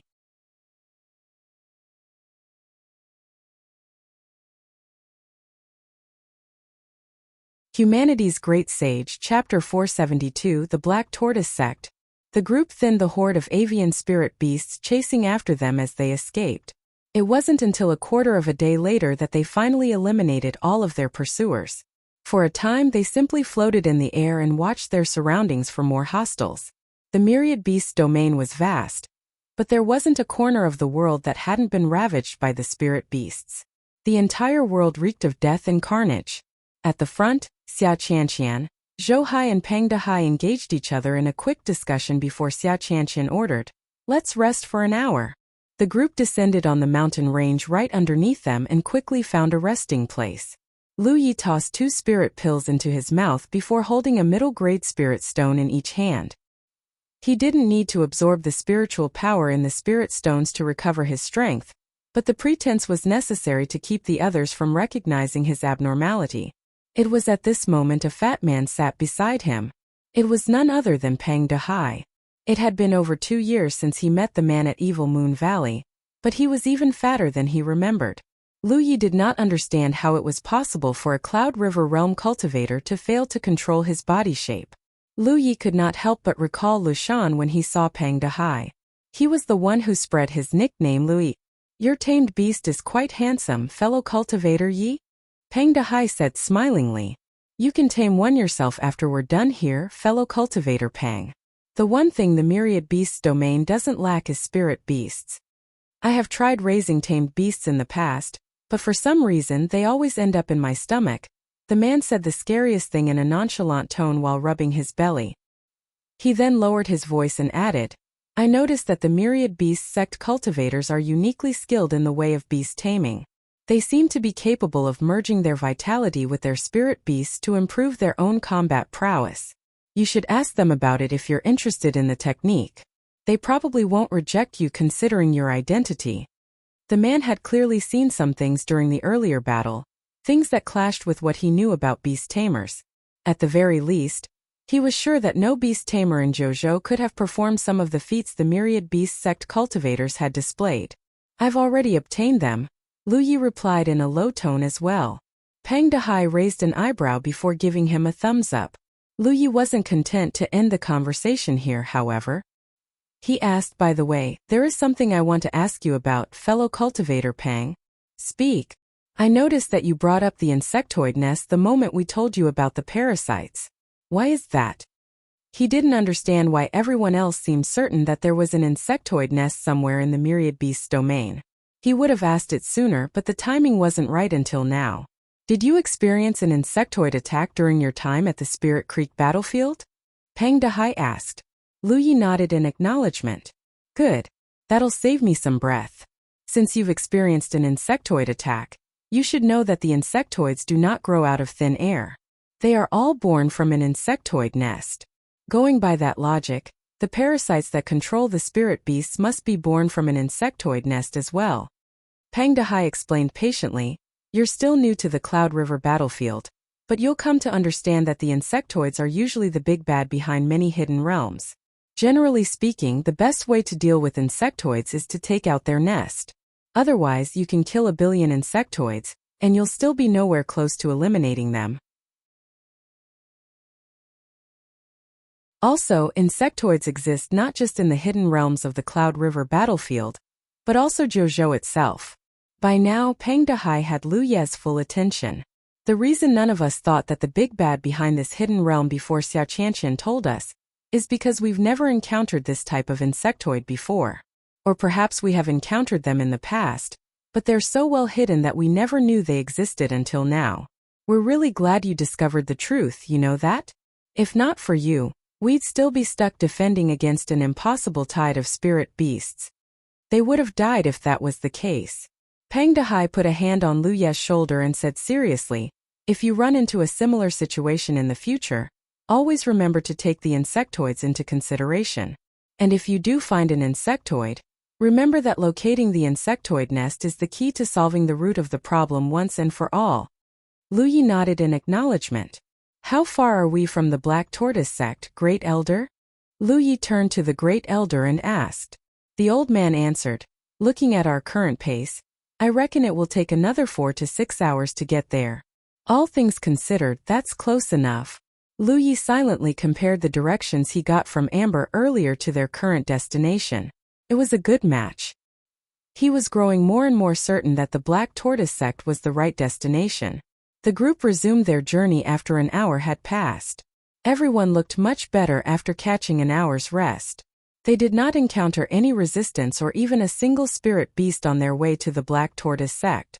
It was as if every spirit beast in the myriad beasts domain was concentrated at Bylandia. Over 4 hours later, after they flew over a meandering mountain range and several spirit peaks, the Great Elder finally pointed his finger and declared, that's where the Black Tortoise sect is. They followed his finger and saw what looked like a massive black tortoise, sitting on top of the landscape and looking down on them from above. There were many rundown buildings on the back of the tortoise. It was clear that the Black Tortoise sect used to be a powerful sect. Unfortunately, the insectoids had completely destroyed them. The Black Tortoise sect's headquarters wasn't completely devoid of life as they expected, however. To everyone's surprise, they saw a massive amount of spirit beasts concentrated within the ruined sect. It was a welcoming sight because it meant that their guess was most likely correct. Right now, practically every spirit beast in the myriad beasts domain was besieging Bylandia right now. It was why they hadn't encountered even the shadow of a spirit beast on the way. With that in mind, it made no sense that an army of spirit beasts would be gathered at the Black Tortoise sect, a place that was destroyed at least a year ago. This meant that the insectoid nest was most likely here, and these spirit beasts were stationed here to guard it. There's a lot of them, Peng Dehai said solemnly while looking left and right. Although this army of spirit beasts was nowhere as big as the one besieging Bylandia right now, It still wasn't something their group of slightly over a dozen could handle. Therefore, the question became, how could they locate the insectoid nest without alarming these spirit beasts? Insectoid nests were usually located underground. It made conventional search methods practically useless. The good news was that every insectoid nest had at least one entrance leading to the surface. All they needed to do was locate one of these entrances. Still, there was a massive plot of land they had to cover. It was going to take a while to say the least. How many ghost cultivators do we have? Pang Dehai turned back to the group and asked. Xia Qianqian looked around with an awkward expression. We had two, but one of the ghost cultivators got separated from the group while they were breaking out of the encirclement. The Myriad Beast sect obviously did not have a ghost cultivator, or even stealth capabilities since they were all beast tamers. Xia Qianqian and Pang Dehai were spell cultivators, and everyone else besides the two body-tempering cultivators in their group were combat cultivators. Everyone looked at their one ghost cultivator. She was a petite woman with strange patterns etched on her neck. She knew they were asking too much from her, but she still forced herself to say, I'll give it a try. She descended on the ground and vanished soon after. It was at this moment Lu Yi offered, I'll look around too. Xia Qianqian spun on him in surprise. You're a ghost cultivator too? Just who are you? At first glance, it looked like Lu Yi was a beast tamer since he was carrying a tamed beast. However, his fighting style was that of a combat cultivator, and he also knew how to cast some spells at the level of a true spell cultivator. Now, he was implying he could scout like a ghost cultivator as well. It was insane to say the least. No. I have some concealment talisman paper with me, Lu Yi lied. The concealment effect of a concealment talisman paper was nowhere near as good as a ghost cultivator's concealment skill, but that was fine because he wasn't planning on using one anyway. He was going to use glyph, invisibility, to hide himself. Its effects still couldn't compare to a ghost cultivator's skill, but it wasn't far behind. Alright, be careful, Pang Dehai advised. Lu Yi nodded and landed in the opposite direction of the female ghost cultivator. A while later, Lu Yi landed in the middle of a forest and looked up. He was unable to see Pang Dehai and the others because they were hovering real high in the sky to avoid being detected by the spirit beasts. He then turned himself invisible using glyph, invisibility, before whispering. He emerged from Amber's body and said, Leave it to me. She then dashed straight into the underground. The Black Tortoise sect's territory was huge. Without sufficient manpower, they could spend an entire month here and still not locate the entrance. That was why Lu Yi had not expected their singular ghost cultivator to find the entrance in time. Yi was a different story. As an apparition, she possessed the special ability to pass through solid objects like they did not exist, and she should not encounter any difficulties as long as she didn't stray too far away from Amber. This was a characteristic not even the greatest ghost cultivator in the world possessed. With her help, they should be able to locate the underground insectoid nest within a reasonable time frame. As for Lu Yi, he wasn't actually going to do anything. He just had to wait patiently for Yi to give him the signal. In the best-case scenario, Yi could even destroy the insectoid nest herself and resolve the crisis once and for all. She was strong enough to do that now. Time passed bit by bit. An hour later, Lu Yi finally received a message from Yi saying that she had found the insectoid nest. As it turned out, it was located 300 meters beneath the ground. No wonder the Myriad Beast domain cultivators had failed to find anything when they searched this place. It was far beyond the range of a Cloud River realm cultivator's perception. Yi was currently checking if she could destroy the insectoid nest by herself. Unfortunately, she quickly sent another message saying that there were too many spirit beasts guarding the insectoid nest. She alone would not be able to destroy the entire nest in an instant. Lu Yi had ventured into an insectoid nest once during his time at the Spirit Creek battlefield. Therefore, he was fairly familiar with its internal structure.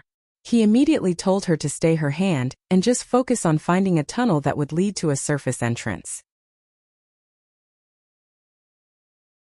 This was way faster than trying to locate an entrance on the surface.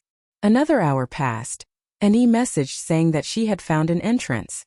It was located in a mountain well behind the Black Tortoise sect. He waited until Yi had returned to him before meeting up with Xia Qianqian and the others. Everyone turned around to face him with expectant expressions. When he nodded, said, "I found it." They all let out an audible sigh of relief. After he told them where the insectoid nest was located, Xia Qianqian frowned deeply. "How are we going to deal with the army of spirit beasts blocking the way?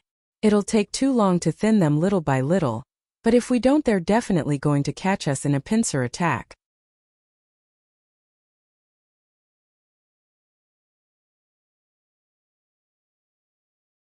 Humanity's Great Sage, Chapter 473. Something's not right. The entrance is a well, right? We can collapse the entrance after we've gone inside, someone suggested. That's too dangerous. Worst case scenario, we would be burying ourselves. Another cultivator disagreed. Should we try luring the spirit beasts away? That could work, but I doubt it'll be easy since the reason they're here is to guard the insectoid nest. At best, we can only lure away some of them. It's better than nothing. Who will do it? For a time no one said a thing. It wasn't that the task was dangerous, the spirit beasts were numerous, but not even the millions and millions besieging Bylandia were able to stop them from breaking out. But those responsible for luring the spirit beasts away would not be participating in the operation to destroy the insectoid nest. To the Jojo cultivators, this was a golden opportunity to earn a ton of battle points. If they succeeded in destroying the insectoid nest and consequently saving the myriad beasts' domain, they would surely be rewarded handsomely. A while later, every Jojo cultivator in the group turned to look at Lu Yi. Their meaning was as plain as day. Without waiting for someone to speak up, Lu Yi looked at the Great Elder and said, "Great Elder, I leave it to you and our people to lure away the spirit beasts." He agreed. "Sure. I'll be accompanying you though, young master." The myriad beasts sect only had 6 people left, and losing the Great Elder would reduce that number to 5. While a task like this could benefit from having greater numbers, losing one person didn't matter too much in the grand scheme of things. Moreover, the Great Elder was a 9th Order Cloud River Realm cultivator. At the very least, he could protect Lu Yi to a certain extent. Lu Yi agreed immediately. "No problem." The old woman said, "Take care, young master," before descending toward the ground. It wasn't long before they started blasting away at the spirit beasts and doing their best to lure the spirit beasts to them. As expected, the group of 5 was quickly chased by a horde of spirit beasts. For maximum effect, they circled around the headquarters a few times before finally making their escape. The number of spirit beasts guarding the Black Tortoise sect was immediately reduced by half. This wasn't ideal or even a good outcome per se, but it was the outcome they had expected. Theoretically, they could dispatch a couple more people to lure away the spirit beasts, but that would be folly because there were plenty of spirit beasts in the insectoid nest as well. If they did that, there was a high chance the remaining group would not be strong enough to destroy the insectoid nest. "Please lead the way, fellow cultivator Yi," Zhou Hai said. Without a word, Lu Yi descended and flew straight toward the well. Their auras quickly caught the attention of the remaining spirit beasts. Large groups of avian spirit beasts began swarming them from all sides. Behind Lu Yi, the Great Elder and the Jojo cultivators launched their spells and flying weapons in response. They were able to blast a hole through the horde and make it all the way to the well. Lu Yi was the first to enter the well, followed by the Great Elder, Kitty Shun, Lanzi, Xia Qianqian, and finally everyone else. The body-tempering cultivators were the last to enter. After everyone was inside the wall, the 2 body-tempering cultivators covering their rear immediately attacked the steening around them. It wasn't long before rocks began falling from above. The well was less than 30 meters deep. The second Lu Yi landed on the floor. Amber immediately jumped off his shoulder and ran into a hidden passage. Lu Yi hurriedly followed behind it. Yi had scouted the underground passage beforehand. With her guidance, there was no chance that Amber would get lost. Meanwhile, the body-tempering cultivators had finally collapsed the steening and sealed off the entrance. For now they would not need to worry about pursuers. The commotion had alerted the spirit beasts lurking in the underground, however. They could hear their roars mingling with those who were stuck on the surface for now. The winding passage they were using was not the only passage in the underground as a matter of course. There seemed to be an infinite amount of forks as well. Without Yi's guidance, it would have taken them hours, if not days, to make it to the insectoid nest. By then it would already be too late. From time to time, spirit beasts would emerge from a side passage and attempt to kill them all. Their scarlet eyes were especially conspicuous in the darkness. Although Lu Yi was leading the way, he wasn't worried for his safety because the Great Elder was protecting him. With his cultivation level, no one could get within 10 meters of Lu Yi without being annihilated in one punch. He could not deny it felt great to be protected by a 9th Order Cloud River Realm cultivator, who was absolutely loyal to him. The group did not encounter any difficulties along the way because the Great Elder wasn't the only 9th Order cultivator in the group. Xia Qianqian, Peng Dehai and Zhou Hai were all 9th Order cultivators, and Zhou Hai in particular was a sword cultivator. Not only could he slay most spirit beasts in one strike, he was so fast that even Lu Yi could not see his movements. The gap between their cultivation levels was just too large, not to mention that sword cultivators were famed for their killing power. When they were over 300 meters below the surface, the path in front of them suddenly widened into a massive chamber. They had finally arrived at the insectoid nest. The insectoid nest looked identical to the one Lu Yi had seen at the Spirit Creek battlefield. It looked like they were inside a karst cave, though the interior was completely covered by a layer of flesh. Not only were the walls covered in bulging flesh sacks, these wriggled from time to time as if there was something inside them. They would not be surprised if something actually burst out of the sacks and attacked them. Felt disgusting to walk on the flesh. The air was filled with an acrid stench that reminded them of a living stomach. It was at this moment countless pairs of scarlet pupils appeared from behind the darkness. There were so many of them that one could mistake them for a cavern of fireflies. It should not need to be said, but the insectoid nest was guarded by a massive number of spirit beasts. There was a brief standoff before one spirit beast let out a mighty roar. Then, every spirit beast in the area charged at Lu Ye's group. Spells and flying weapons illuminated the cave. Zhou Hai's swords were especially bright. Although this was the first time they fought alongside one another, their teamwork still far exceeded that of a group of Spirit Creek realm cultivators. The two body-tempering cultivators immediately occupied the front lines and summoned their shield spirit artifacts. While cycling their vitality and spiritual power, they did everything in their power to hold back the tide of spirit beasts. The combat cultivators positioned themselves at the center of the formation, and the spell cultivators went at the rear. The start of the battle was the hardest to endure. The spirit beasts were still at their full strength as they battered the two body-tempering cultivators from multiple directions, causing their shields to flash wildly. Over time, the cave became filled with blood stench, and the horde grew smaller and smaller. Eventually, they reached a point where the spirit beasts could no longer threaten their formation in the slightest. Some members of the group were injured during the battle, but no one was ever in danger of dying. The end was so close they could almost taste it. They worked even harder to kill the spirit beasts.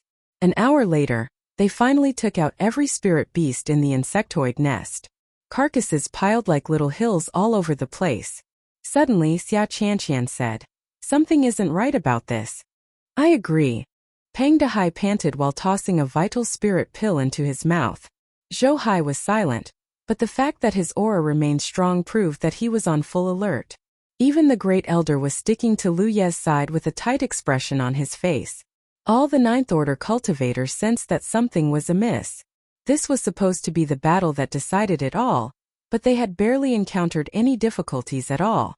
Sure, there were some harrowing moments here and there, but it was still nothing compared to their breakout from Bylandia. Something fishy was going on here. It was at this moment Lu Yi declared, "Our exit is blocked." The group hurriedly turned around and found exactly that. The all-pervading flesh wall had blocked the exit completely before they knew it. No one knew when it happened. After all, they were all busy killing the enemies in front of them. This meant that the insectoid nest was completely sealed. Zhou Hai tried attacking the flesh wall with his sword, but he only managed to cut through the surface layer. When the light faded, they saw the wall of flesh wriggling and restoring itself to pristine condition in the blink of an eye. Everyone's faces were severe and grim-looking. At this point, it was clear that this insectoid nest wasn't quite the same as the one they were familiar with. Forget the myriad beasts domain. Even they had never encountered this type of insectoid nest before. The flesh wall wasn't just tough enough to block a 9th Order sword cultivator's slash. It recovered so fast that any attempt to destroy it would just be a waste of time. What should they do? I have another question. Pang Dehai walked up to a flesh sack and stepped on it. The insectoids in this world are shaped like tiny cicadas, right? If that's true, then what the hell are inside these flesh sacks? Usually, this type of flesh sac was used to breed large insectoids. However, the insectoids of this world obviously didn't need them. Moreover, these flesh sacs had been wriggling from the moment they laid eyes on them. It looked like whatever was inside the flesh sacs could burst out at any moment. Zhou Hai gripped his sword and walked toward the center of the nest. It doesn't matter what they are. The problem will be solved once we destroy the core of the nest. Every insectoid nest had a core called the nucleus of life. It was a massive flesh sac where all of the nest's energy was gathered. If the nucleus of life was destroyed, then the nest would lose the ability to breed more insectoids. This insectoid nest obviously had a nucleus of life as well. They just couldn't get close until now because of the spirit beasts. Zhou Hai walked up to the massive flesh sac at the center of the nest. His sword shone like the sun when he wiped a pair of fingers across the blade. He then channeled all of his spiritual power and swung his sword straight down on the core. He didn't manage to cut the core in half, not because it was too resilient, but because a claw abruptly burst out of the flesh sac and caught his blade in mid-swing. The fact that the claw had managed to stop his full-powered slash proved just how tough it was. Zhou Hai's pupils contracted into needles. The rest of the group were stunned by this turn of events as well. No one thought that the nucleus of life would be hiding a living being.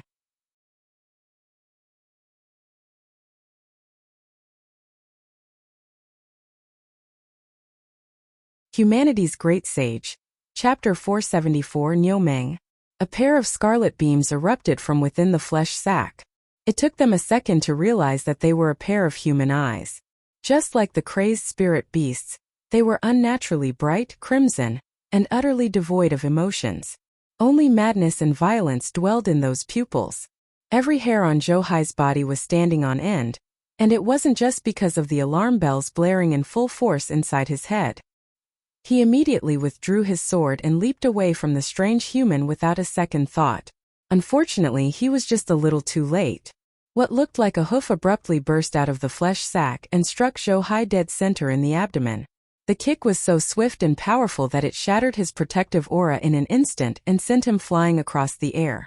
He crashed hard in the middle of the group and rolled a few times before his momentum was finally spent. Everyone was stunned by this turn of events, to say the least. There was a loud shredding noise as the flesh sac was ripped apart. The strange human inside it then grabbed the broken flesh walls with large, talon-like hands and pulled himself upright.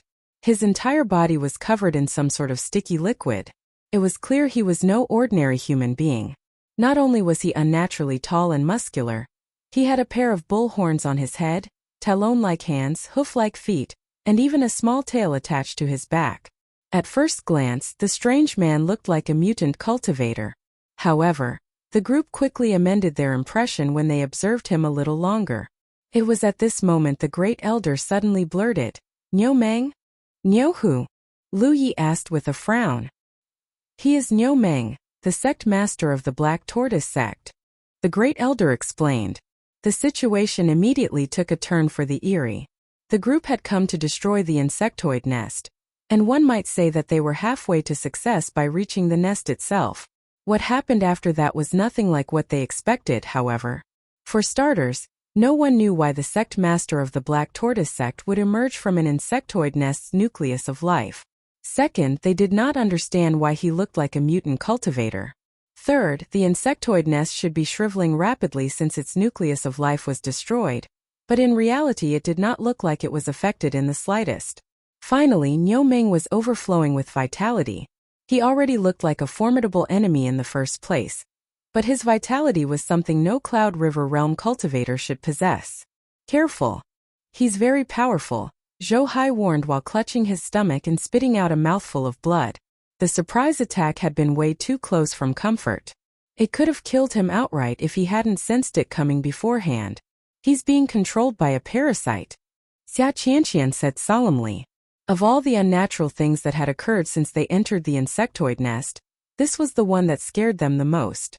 When a spirit beast caught the rabies, their eyes would turn scarlet red moments before they turned violent and insane. Later, they found out that it was really the parasites that were manipulating the spirit beasts into madness. However, there had never been a case where a cultivator had succumbed to the madness. It was why everyone thought that the parasites could only infect spirit beasts until now. Niu Meng was obviously being controlled by the parasites. Naturally, they could not help but wonder if someone in their group was being controlled as well. It was impossible to know if someone was being controlled until the parasites had completely taken over their body. The spirit beasts were the prime example of that. The parasite inside their body was capable of mimicking their host's aura, so well that no one even realized that this was really an insectoid invasion, until Lu Yi accidentally discovered the truth. With that in mind, who could say that they weren't infected already? While everyone looked fine for the time being, it could be because the parasites hadn't yet grown strong enough to take over them.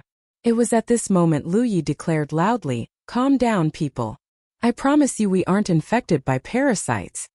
The reason he was so confident was because he had the Tree of Glyphs. The miraculous entity could burn even the pill poison in one's body. If a parasite had tried to take over his body, the Tree of Glyphs would have caught it and burned it to a crisp already.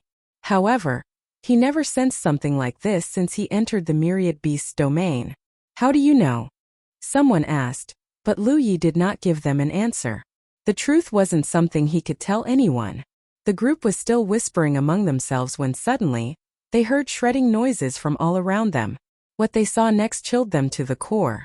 Every flesh sac in the insectoid nest had decided to pop open at the same time, revealing a scarlet-eyed, liquid-covered cultivator inside.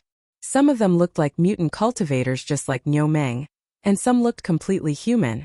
Suddenly, the group found themselves outnumbered almost 4-1. It was a horrifying realization to say the least.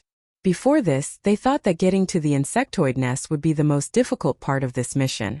It was only now that they realized that the greatest threat was waiting for them, inside the insectoid nest. "They're all Black Tortoise sect cultivators," the Great Elder said solemnly. He was the only native in the group and the Great Elder of the Myriad Beast sect. Naturally, he was quite familiar with the disciples of the Black Tortoise sect. The situation was dire, but it wasn't without a silver lining. While the insectoids had proven capable of infecting and controlling a cultivator, everything they saw up till this point proved that it wasn't something they could do willy-nilly like the spirit beasts. Otherwise, the myriad beasts' domain would have fallen way sooner. Just like the crazed spirit beasts, the Black Tortoise sect cultivators were overflowing with violence and madness as well.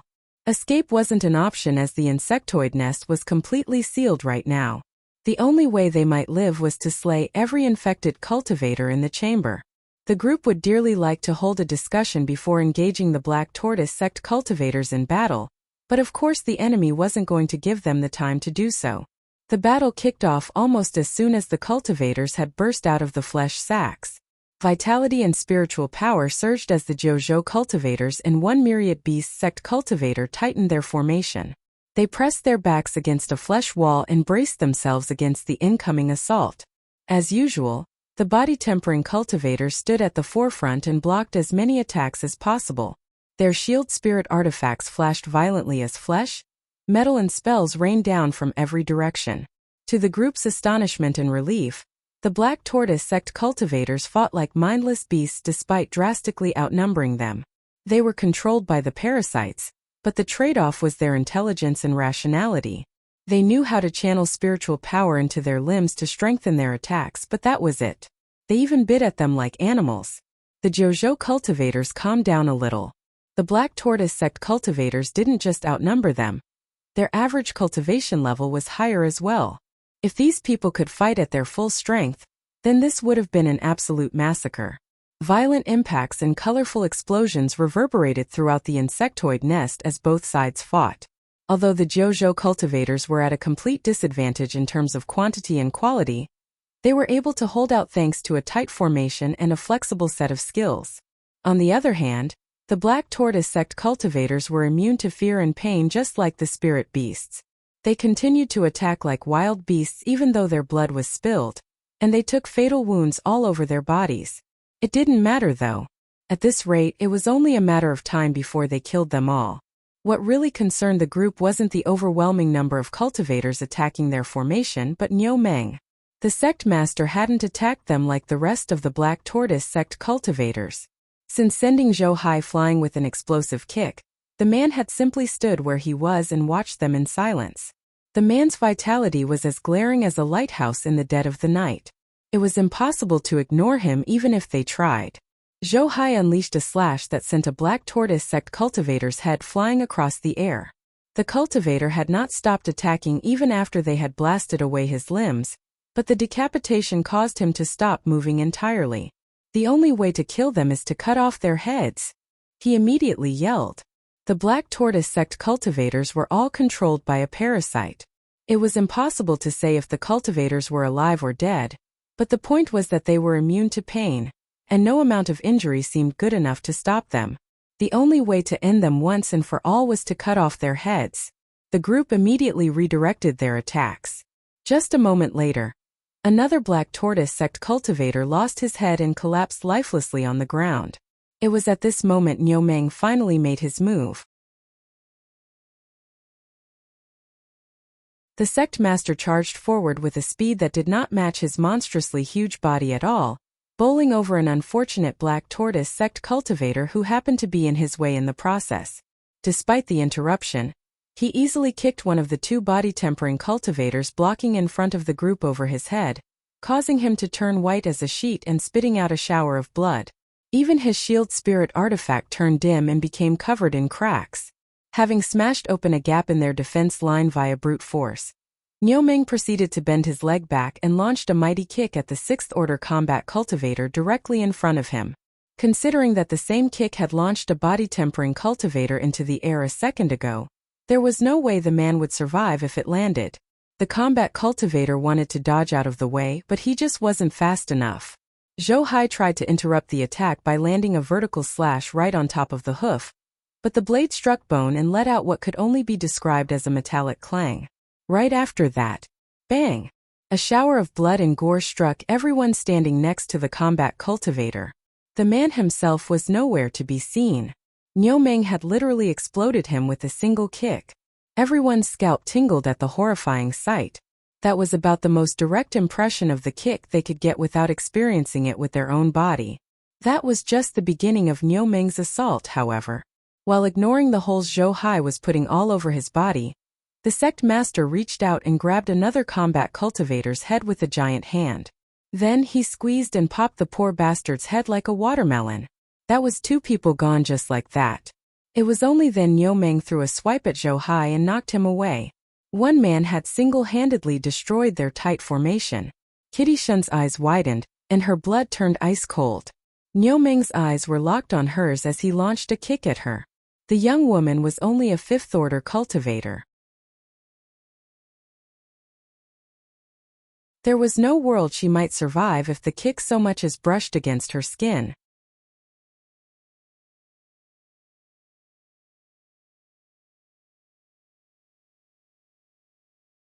Humanity's Great Sage. Chapter 475. Desperate Measures. Her life flashing before her eyes, Kitty Shun did everything in her power to save herself. She pulled her ribbon into a multi-layer barrier in front of her, and channeled all of her spiritual power into it. Unfortunately, the gap between her cultivation level and Niu Meng's was just too wide. Not only did the spirit artifact lose its power instantly, Niu Meng's hoof continued to travel toward her as if her protective aura didn't exist. Her mind was on overdrive, but there was nothing she could do except watch death slowly approaching her. It was at this moment a fat man rammed her out of the way. He was none other than Pang Dehai. The despair in Kitty Shun's eyes morphed into shock as she sailed across the air. The last person she expected to save her, if at all, was a spell cultivator, even though Pang Dehai and the other spell cultivator were the only ones close enough to save her. It was because spell cultivators were notoriously fragile. He might be a 9th Order cultivator, but it was still incredibly unlikely that he would be able to survive Niu Meng's kick. There was a loud bang as the hoof smashed against spiritual power. All the fat on his body began rippling violently as his face flushed bright red in an instant. It was then something unexpected happened. Everyone was expecting the worst, but not only did the spell cultivator not explode into a shower of gore, he did not move an inch from his spot. Instead, the force of Niu Meng's kick was converted into a shockwave that knocked over everyone behind him. For a second, Niu Meng's hoof was trapped inside Pang Dehai's massive belly as if he had stepped into a swamp. Then Pang Dehai let out a mighty roar, puffed up his belly, and actually sent the sect master flying across the air. As it turned out, Pang Dehai wasn't just a spell cultivator. An unimaginable amount of blood-red vitality churned out of his body and surrounded him in a layer of protective energy. It was such a jarring transformation they could almost believe that he was a different person altogether. "Take out the other cultivators while I keep him busy," Pang Dehai said quickly before launching himself into the air with both feet and ramming into Niu Meng. The man had never felt more awe-inspiring until now. Unfortunately, Niu Meng wasn't at a level where Pang Dehai could keep him busy all by himself. Despite his best efforts, the fat man was knocked back to the floor after just a series of exchanges. While climbing back to his feet and hissing in pain, he shouted, "Actually, please help me, Brother Zhou Hai. This bastard is too strong for me to handle alone." He then rushed Niu Meng again before the sect master could attack anyone else. Zhou Hai knew that Pang Dehai would never cry for help if it was even remotely possible for him to handle Niu Meng by himself. Not daring to waste even a second, he immediately broke out of the enemy's encirclement and slashed at Niu Meng. It was only then that they just barely managed to keep the sect master pinned. Although the enemy's strongest was kept busy for the moment, it took two of their strongest to do so. Not only that, two of their combat cultivators were dead, and their formation was in disarray. To say that their situation was bad would be an understatement. Nearly everyone was fighting multiple cultivators on their own.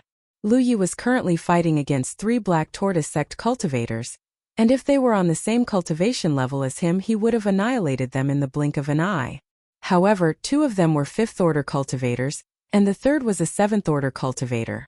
If these cultivators were in full possession of their faculties, Lu Yi would be long dead already. Even so, Lu Yi had to spend most of his time running away from his attackers. The trade-off for losing their intelligence and the ability to execute even the simplest of skills was explosive power and speed. Like all the crazed spirit beasts they had fought until now, the cultivator's only goal was to tear all enemies into itsy-bitsy pieces. Lu Yi dodged an attack and landed a massive blow on his opponent's neck. However, it wasn't powerful enough to behead him outright. The price of that failure was his opponent catching his shoulder in a vice-like grip and digging into his flesh with his talons.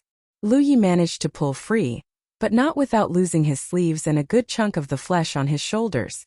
Blood immediately poured profusely out of his wounds. That wasn't all. The other 2 enemies leaped into the air and descended on his position like a pair of bloodthirsty hawks. Lu Yi hurriedly rolled on the floor and just barely dodged the assault. He was just climbing to his feet when he felt another blow flying toward his face. He hurriedly spun around, channeled a massive amount of vitality into his right arm, and slashed at the enemy. Flash! The skill didn't just kill his opponent. It cut him in half and splayed their blood and organs all across the floor. Unfortunately, he didn't have time to catch a breather. The other 2 Black Tortoise sect cultivators were already flanking him from both sides. On Lu Ye's shoulder, Amber growled menacingly as its vitality intermingled with Lu Ye's. Thanks to the beast imprint, the White Tiger's vitality was empowering Lu Ye's every move. Without the increased endurance and power, he might have succumbed to his opponents already. Lu Yi reversed his grip on the inviolable and swung it into a blur. His saber slashed and thrust from multiple angles so quickly that it was unthinkable that it was the action of a mere 2nd-order cultivator. If there was one silver lining about the situation, it was that the desperation of the battle spurred his and Amber's vitality to merge faster than ever before. Lu Yi wasn't the only one who was pressed. Lan Zi was running and taking potshots at the Black Tortoise sect cultivators chasing after her. Kitty Shen was injured in the first place, and now her shirt was entirely drenched in blood. One of the body-tempering cultivators was lying motionless on the ground and probably dead, while the other was holding back 4 black tortoise sect cultivators as they tore chunks of flesh from his body with every swipe. Even Xia Qianqian and the Great Elder, 2 of the strongest cultivators in their group, weren't doing much better. They might be 9th Order Cloud River Realm cultivators, but so were their opponents. They were both fighting off a group of 8th and 9th Order cultivators each. As for Zhou Hai and Peng Dehai, one only needed to hear Peng Dehai's high-pitched screams to know that they were faring poorly. They might be able to pin down Niu Meng for the moment, but there was no chance they would be able to slay the bastard. This was literally the worst-case scenario. If nothing changed, then it was only a matter of time before they were destroyed one after another. Lu Yi was still desperately trying to escape his pursuers despite his earlier success. Considering his strength, skill and foundation, he should have no problems handling 2 opponents at the same time. With proper planning and execution, he could even turn the tables and slay them both. The problem was that 2 more Black Tortoise sect cultivators had appeared out of nowhere and joined in the hunt. Now that he thought about it, they were probably the opponents of the body-tempering cultivator on the ground. He was just a 2nd Order Cloud River Realm cultivator. How could he possibly fight 4 opponents at once when they were all multiple minor realms stronger than him? He did not hesitate to empower himself with Windwalk and run circles around the periphery of the insectoid nest. He was just delaying the inevitable, however. At this rate, it was only a matter of time before he and everyone else was overwhelmed. Realizing that the situation could not get any worse than it already was, Lu Yi finally decided that it was time to use the last resort. He pulled out an aquamarine orb from his storage bag. The orb was only the size of a longan, but it burned his skin the second he held it in his hand. Not only that, the tree of glyphs responded immediately by releasing a massive amount of gray smoke. This only happened when a deadly poison had invaded Lu Ye's body. The orb was none other than the omni-poison pill Wuxia had gifted him, of course. Wuxia had told him how to use it when she gave him the orb. All he needed to do was to inject it with spiritual power and tossed it on the ground. The orb was useless to him on the Spirit Creek battlefield because he was the apex predator of apex predators of that battlefield. But now it was finally time to use it. Honestly, he did not know how effective it would be. After all, his opponents were all Cloud River Realm cultivators. He didn't think it would be completely useless, but there was a chance the effect would be mild enough that it wouldn't impact his enemy's combat capabilities. He did not have a choice though. It was that or dying and becoming into the puppet of the insectoids. He was well aware that his allies would be affected by the poison as well, but the situation couldn't get any worse than it already was. Plus, most cultivators carried some antidotes on their person at all times. Ideally, they could simply swallow a handful of antidotes and cure themselves. On the other hand, the Black Tortoise sect cultivators were just mindless beasts. There was no way they would know how to use an antidote, not to mention that they weren't carrying anything on their person. All in all, the omni-poison pill should benefit his side more than the enemy's. His mind made up, Lu Yi channeled his spiritual power into the orb. There was a soft pop before an unimaginable amount of poison gas flooded the entire chamber in an instant. The mist was so thick that it was almost solid. He could hold his fingers in front of his eyes and still not see a thing. It was even thicker than the mist that permeated the myriad poison forest. The omni-poison pill was the culmination of Hua Xi's own cultivation level. Naturally, it was several times more toxic than even the deadliest poison at the center of myriad poison forest. It was even more effective than normal since the insectoid nest was completely sealed. His allies were caught completely off guard by this turn of events. 1 second there was nothing, and the next their vision was completely blocked by the poisonous mist. Xia Qianqian sensed the changes within her body and cried out in alarm, "Watch out! Poison!" She then held her breath and channeled her spiritual power to keep out the poison. To everyone's shock, the poisonous mist that seemed to be everywhere was capable of corroding their protective aura. It easily entered their bodies and worsened their condition. It wasn't long before they started feeling lightheaded. Everyone except Lu Yi thought they were goners. They were already facing the worst-case scenario, but now they were poisoned as well.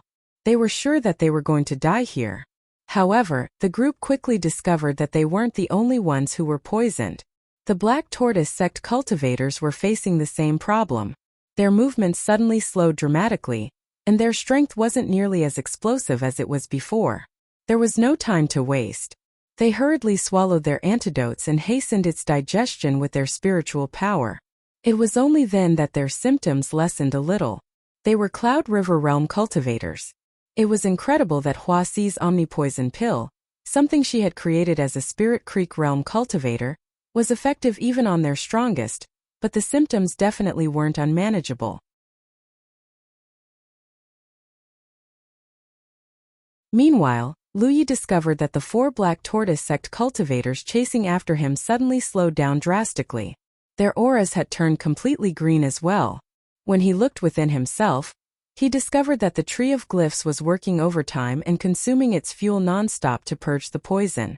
I think I underestimated Huaxi's omnipoison pill.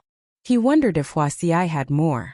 Considering how potent the orb was, he would love to get his hands on more omnipoison pills.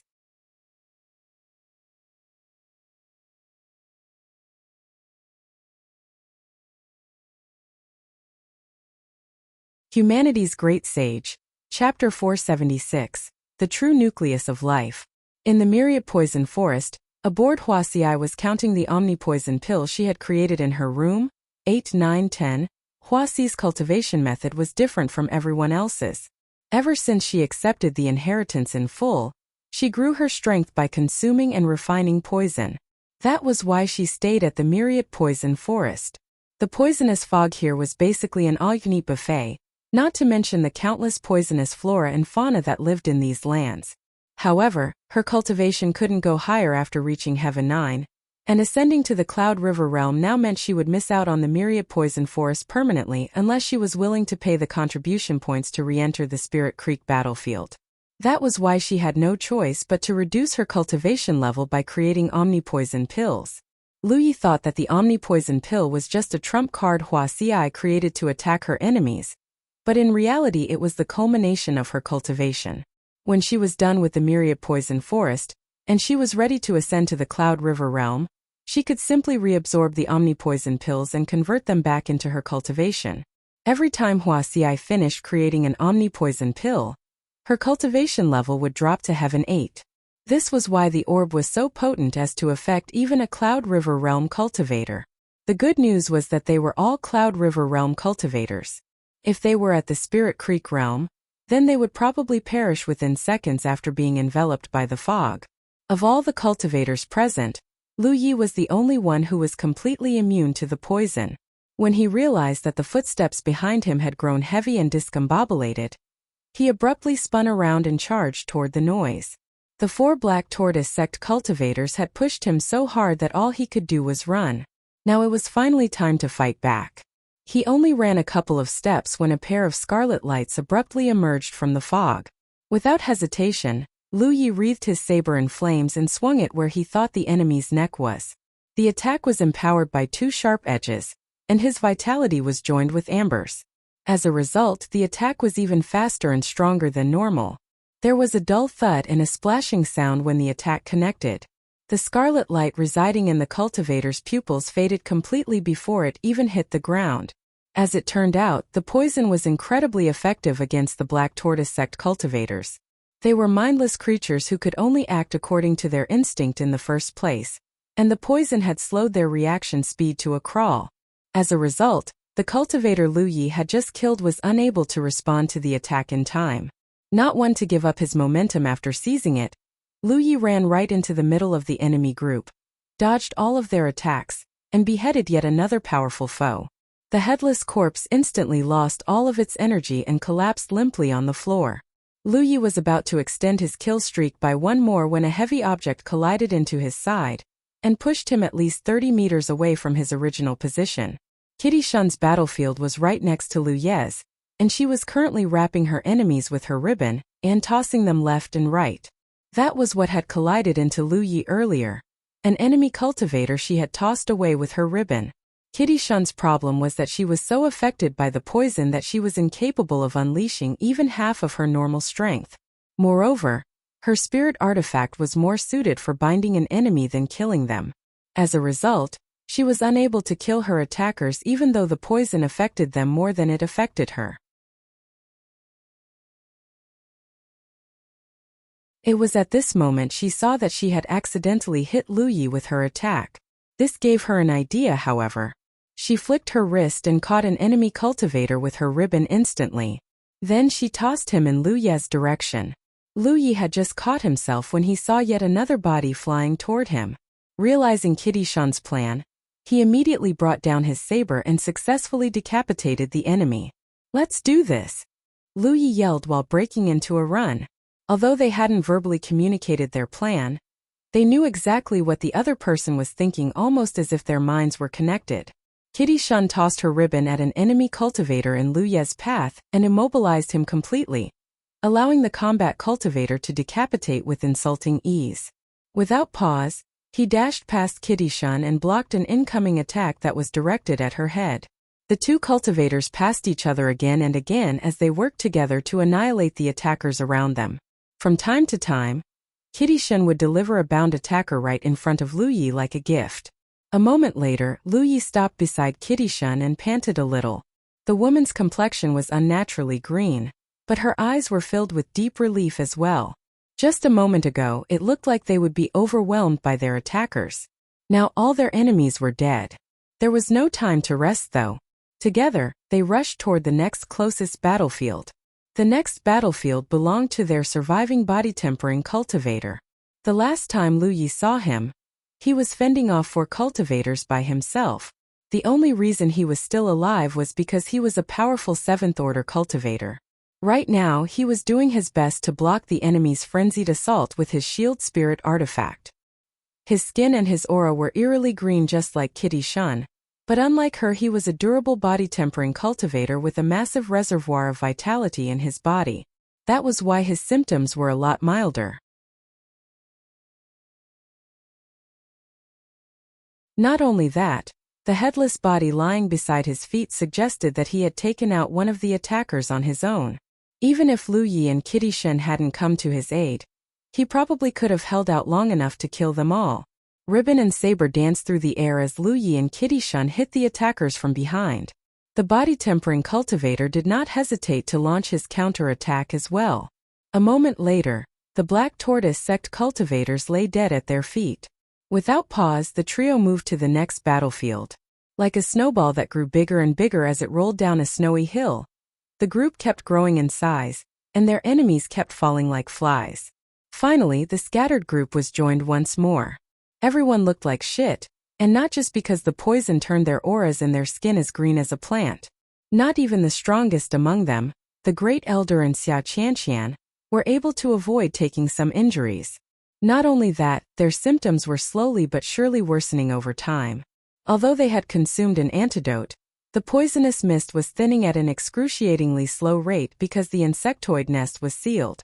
This meant that the poisonous mist had nowhere to go except into their bodies. This was why everyone, even their 9th-order cultivators, were having trouble resisting the poison. That said, the poisonous mist had cleared up enough that Xia Qianqian noticed something unusual. Everyone's aura and skin was as green as a plant because of the poison, but not Lu Yi. Not only did the young man look perfectly fine, even Amber was untouched by the poison, though that was because Lu Yi had protected it with his spiritual power this whole time. Xia Qianqian had been wondering who was the culprit behind the poisonous mist since it was conjured. At the beginning, she thought that it was caused by the Black Tortoise sect cultivators or the insectoids. It wasn't until she noticed that the poisonous mist was affecting her attackers, as well, that she realized she was mistaken. Now that she saw that Lu Yi was completely untouched by the poison, she had a feeling she knew exactly who the culprit was. It made sense that the one person who wasn't affected by the poison would be the poisoner himself, no? Technically speaking, Xia Qianqian should berate Lu Yi for his decision, because it was a monstrous trump card that affected everyone except the poisoner himself. However, she could not deny that it was the right choice. Considering the earlier situation, they would have died one by one if nothing had changed. Sure, they weren't in the best condition right now, but they weren't going to drop dead in the short term either. Assuming that they survived this crisis, they would eventually recover from this ordeal.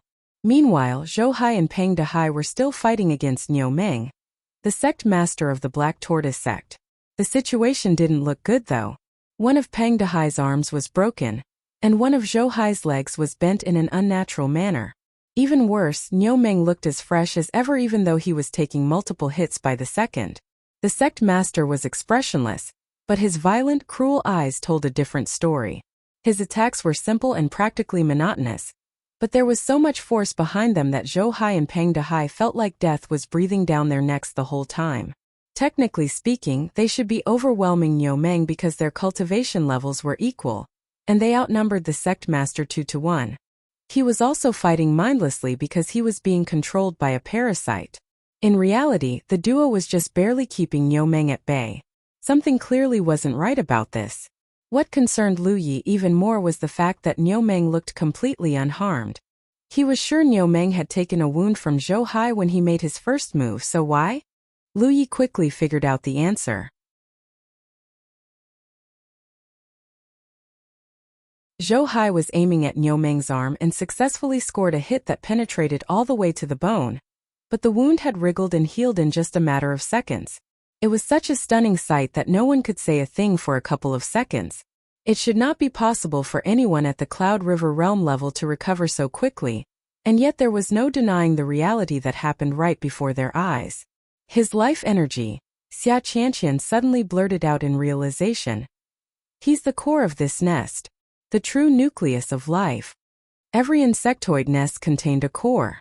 The easiest way to destroy a nest was to destroy the core, not just because it was where most of the nest's life energy was concentrated, but also because it held the nucleus of life. So long as the core remained, the nest could theoretically produce an infinite amount of insectoids. Only by destroying the core could they wither the nest and destroy its ability to produce insectoids. Usually, the centermost flesh sac in the nest was the core. Since the nest hadn't withered even though Niu Meng had ripped open the flesh sac and stepped into the open, not to mention that he was overflowing with an impossible amount of life energy, it could only mean that he was the true core of the nest. Xia Qianqian's outburst hit everyone like a thunderbolt. The reason Niu Meng was overflowing with life energy was because he was the true core of the nest.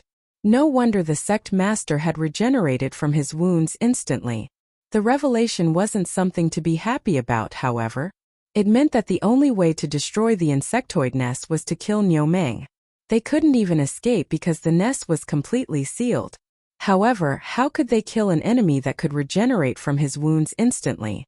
Besides decapitating the sect master, the only other way they could defeat him was to grind down his life energy bit by bit. There was a silver lining though. Niu Meng was just as green as the rest of them, meaning that he was poisoned as well. The fact that he felt a lot weaker than he was at the beginning of the fight was proof of that. They were all affected by the poison, but it looked like Niu Meng was affected harder than most. I'm going in. The 7th Order Body Tempering Cultivator declared before joining Zhou Hai and Peng Dehai. The Great Elder was right behind him. No one else stepped forward because they weren't body tempering cultivators. Judging from the explosive power Niu Meng had displayed earlier, he could probably annihilate anyone who wasn't a body-tempering cultivator in one hit.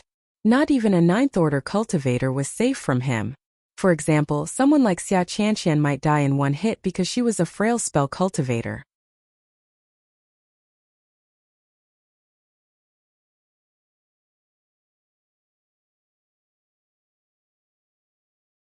Humanity's Great Sage, Chapter 477. You should have said it sooner. The battle continued. Zhou Hai, Peng Dehai, the Great Elder and the 7th Order Body Tempering Cultivator were just barely fighting Niu Meng to a standstill. The rest of them had spread out so they could attack Niu Meng with their spells and flying weapons from multiple directions as well. However, Niu Meng just had too much life energy. No matter how many wounds they left on his body, no matter how many times they staggered him, he would recover in the blink of an eye. If fast recovery was Niu Meng's only advantage, then they could have devised a way to deal with it a while ago. The problem was that Niu Meng was extraordinarily tough as well, not to mention that they were severely weakened due to the poison. As a result, they only managed to leave superficial wounds on his body most of the time. Not even Lu Yi, the only one who was completely unaffected by the poison, was able to cut deeper than 3 inches despite having empowered his flying weapons with 2 sharp edges. Out of all of them, Zhou Hai was the only one with enough strength to cut deep enough to expose the bones. It was useless though. Zhou Hai had tried multiple times to behead Niu Meng to no avail. While Niu Meng wasn't able to dodge his lightning-fast slashes, Zhou Hai was unable to cut off his head either. It was like a mortal attempting to cut not one, but multiple thick steel bars in one strike. Just wasn't possible. Their despair grew until it was almost palpable. They could not have anticipated that the final enemy would be so unreasonably powerful. Skill could overcome strength, but only if the gap wasn't too wide. Dragging out this fight wasn't an option either. Niu Meng would outlast them in every scenario because he had more life energy and toughness than all of them. There were multiple tyrants on the Spirit Creek battlefield. They were existences that were absolutely stronger than any single Spirit Creek realm cultivator. If Niu Meng was on the Cloud River battlefield, then he would qualify as a tyrant as well. And therein lay the problem. Niu Meng was a Cloud River realm tyrant. Normally, it would have taken at least a team of dozens to defeat him. As if that wasn't bad enough, he wasn't a normal tyrant either. He was also empowered by the life energy of an insectoid nest. Right now, everyone was feeling bitter and regretful. They would never have come here with such a small team if they knew that their final opponent would be a Cloud River realm tyrant. They would have gathered dozens, if not hundreds of fellow cultivators first. There was a loud bang and an outburst of spiritual power. It was the 7th Order body-tempering cultivator's shield spirit artifact shattering into pieces after taking a hit from Niu Meng. Out of all the people attacking Niu Meng at melee range, the body-tempering cultivator was easily the weakest. Niu Meng might be nothing more than a mindless beast right now, but even in this state he knew to tackle the weakest link first. The 7th Order body-tempering cultivator was sent flying like a rag doll. His entire body looked as red as a boiled prawn, and he sprayed out a mouthful of blood before crashing hard against the floor. He did not move after that. It was impossible to say if he was dead or just unconscious. The next person to be sent flying was Pang Dehai. The guy screamed the entire way he was sent flying to the nearest flesh wall, as if he was being subjected to the cruelest torture or something. He hit the wall so hard that he sank slightly into the flesh before slowly sliding toward the floor. The defense line that had been keeping Niu Meng at bay was broken. As the monstrously huge sect master sped into a blur, many yells erupted from multiple directions. "Watch out!" Zhou Hai gritted his teeth and attempted to interrupt the sect master's charge with a powerful slash, but it didn't work.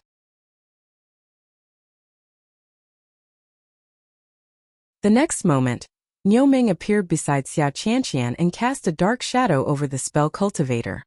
He did not react even though his back was being bombarded by all kinds of attacks. Xia Qianqian conjured a barrier with her spiritual power as quickly as she could. At the same time, she leaped away from Niu Meng. The sect master launched a mighty kick that shattered that barrier as easily as a person might pop a bubble. Xia Qianqian was sent spinning across the air like a top before she crashed heavily against the ground. Not done yet. He stretched out his hand as if he was reaching for something before suddenly appearing right next to Lu Yi. As it turned out, he was aiming to grab Lu Ye's head. Every hair on Lu Ye's body stood on end at that moment. Death wasn't breathing down his neck at this point. It was crushing him from all sides and squeezing his heart so hard it might pop at any moment. Instinctively, Lu Yi swung his saber at the approaching hand. All it did was cause a shower of sparks as metal clashed against metal-like talons. Niu Meng tightened his grip around the inviolable's blade and pulled. At the same time, he threw a punch at Lu Ye's abdomen. The faint vibration Lu Yi felt on his skin long before the punch even reached him was all he needed to feel to know that he would die if it landed. He conjured protection immediately. Lu Yi had no idea if it would be enough to stop the attack, but it was the best defensive measure he could come up with. It was at this moment that a cultivator dashed in front of Lu Yi. He detonated his spiritual power at the same time he crossed his arms defensively. There was a loud bang before the figure slammed into Lu Yi. The duo rolled across the floor like tumbleweeds. It wasn't until Lu Yi had scrambled to his feet that he realized that the person who saved his life was the Great Elder. The Great Elder also climbed back to his feet, but he spat out a mouthful of blood as soon as his back straightened.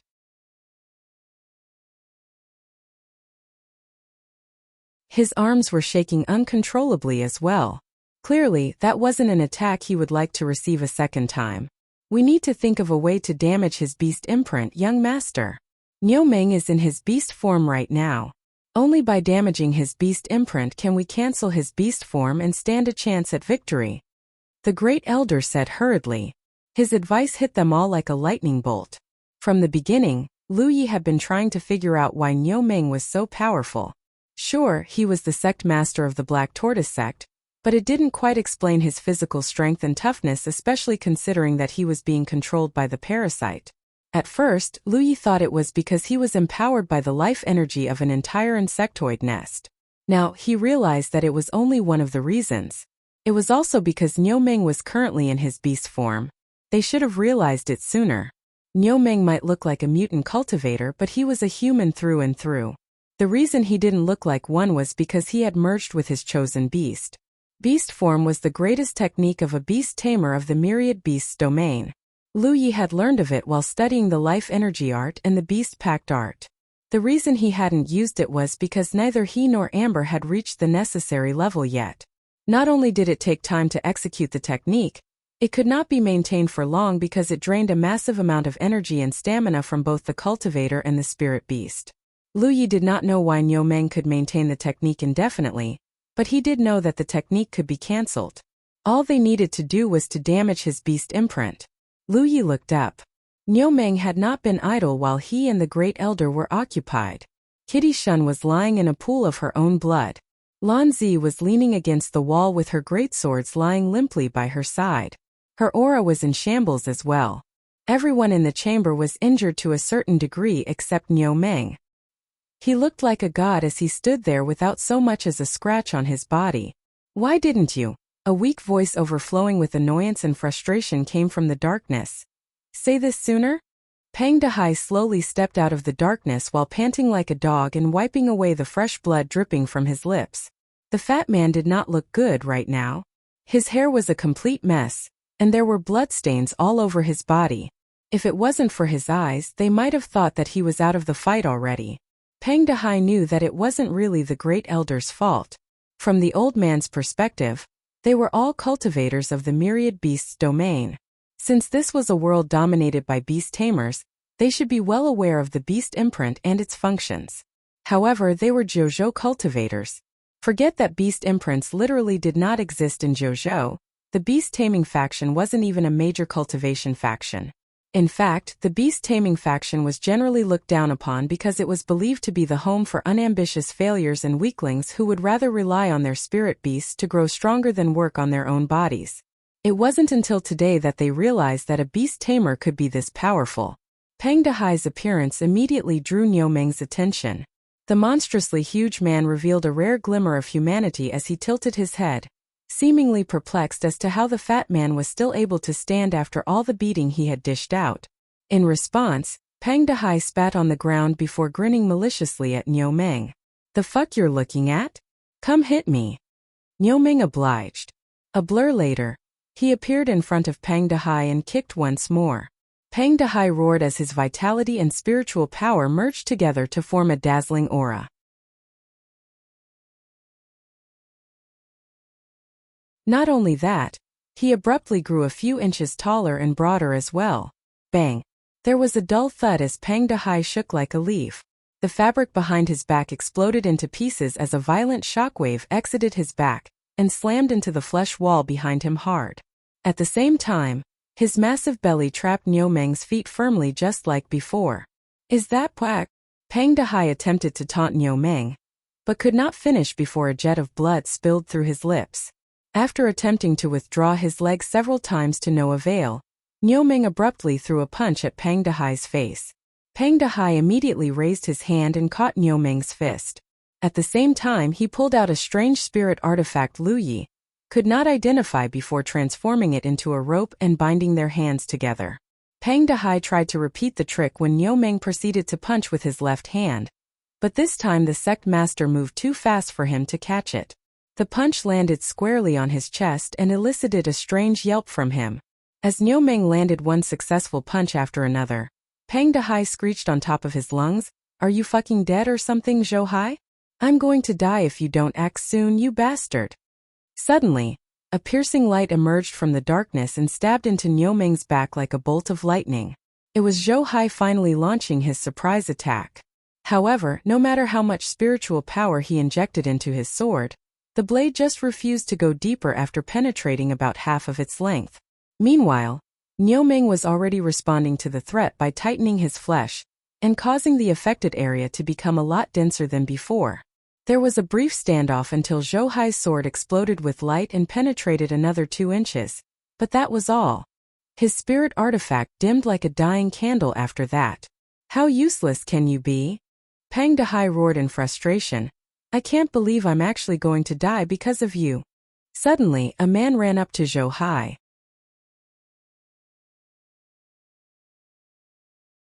It was none other than Lu Yi. The despairing Pang Dehai was so surprised by his appearance that he temporarily forgot his rant.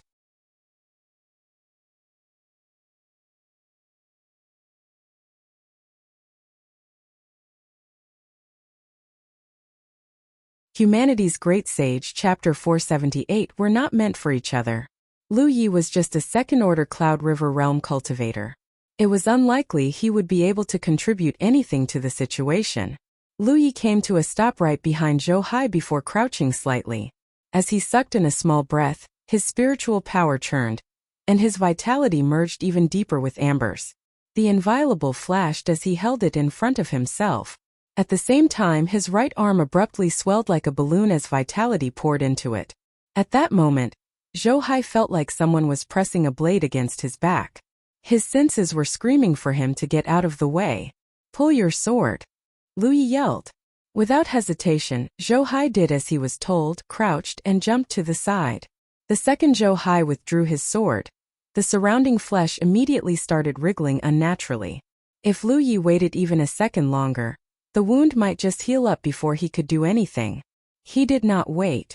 His arm blurred as he stabbed into the wound 5 times in a row. Combo was a blade technique to Lu Yi. If he could use combo with flash, then of course he could use it with other techniques as well. It was just a matter of application.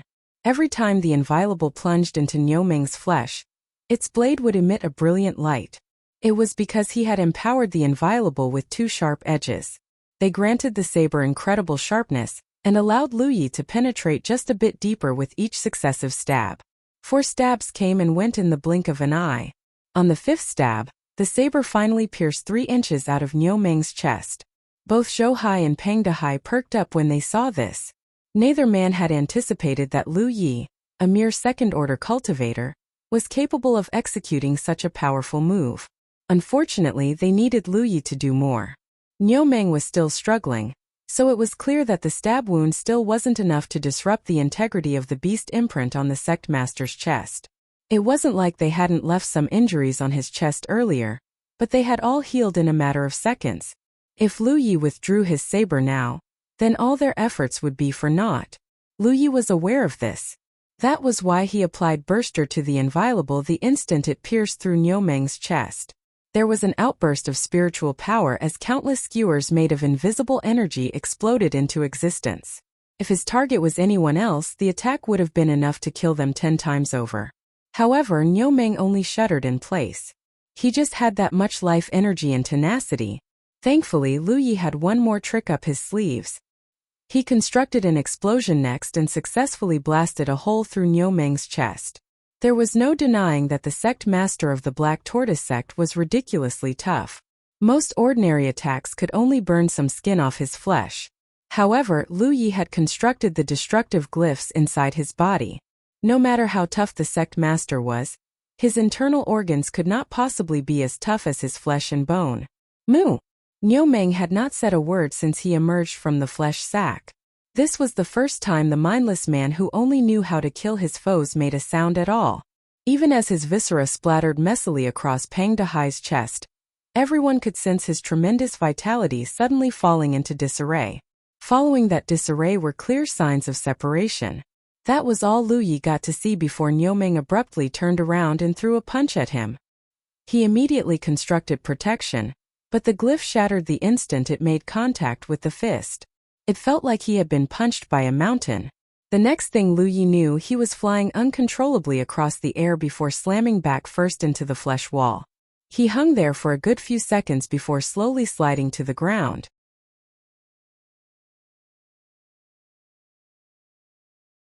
His head spun and his insides churned like a tsunami.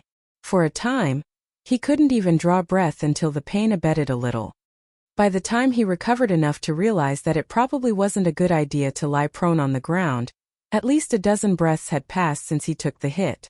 There were dark tendrils encroaching on his vision and threatening to overcome his consciousness completely, but there were just enough flares of spiritual power for him to see how the battle was going.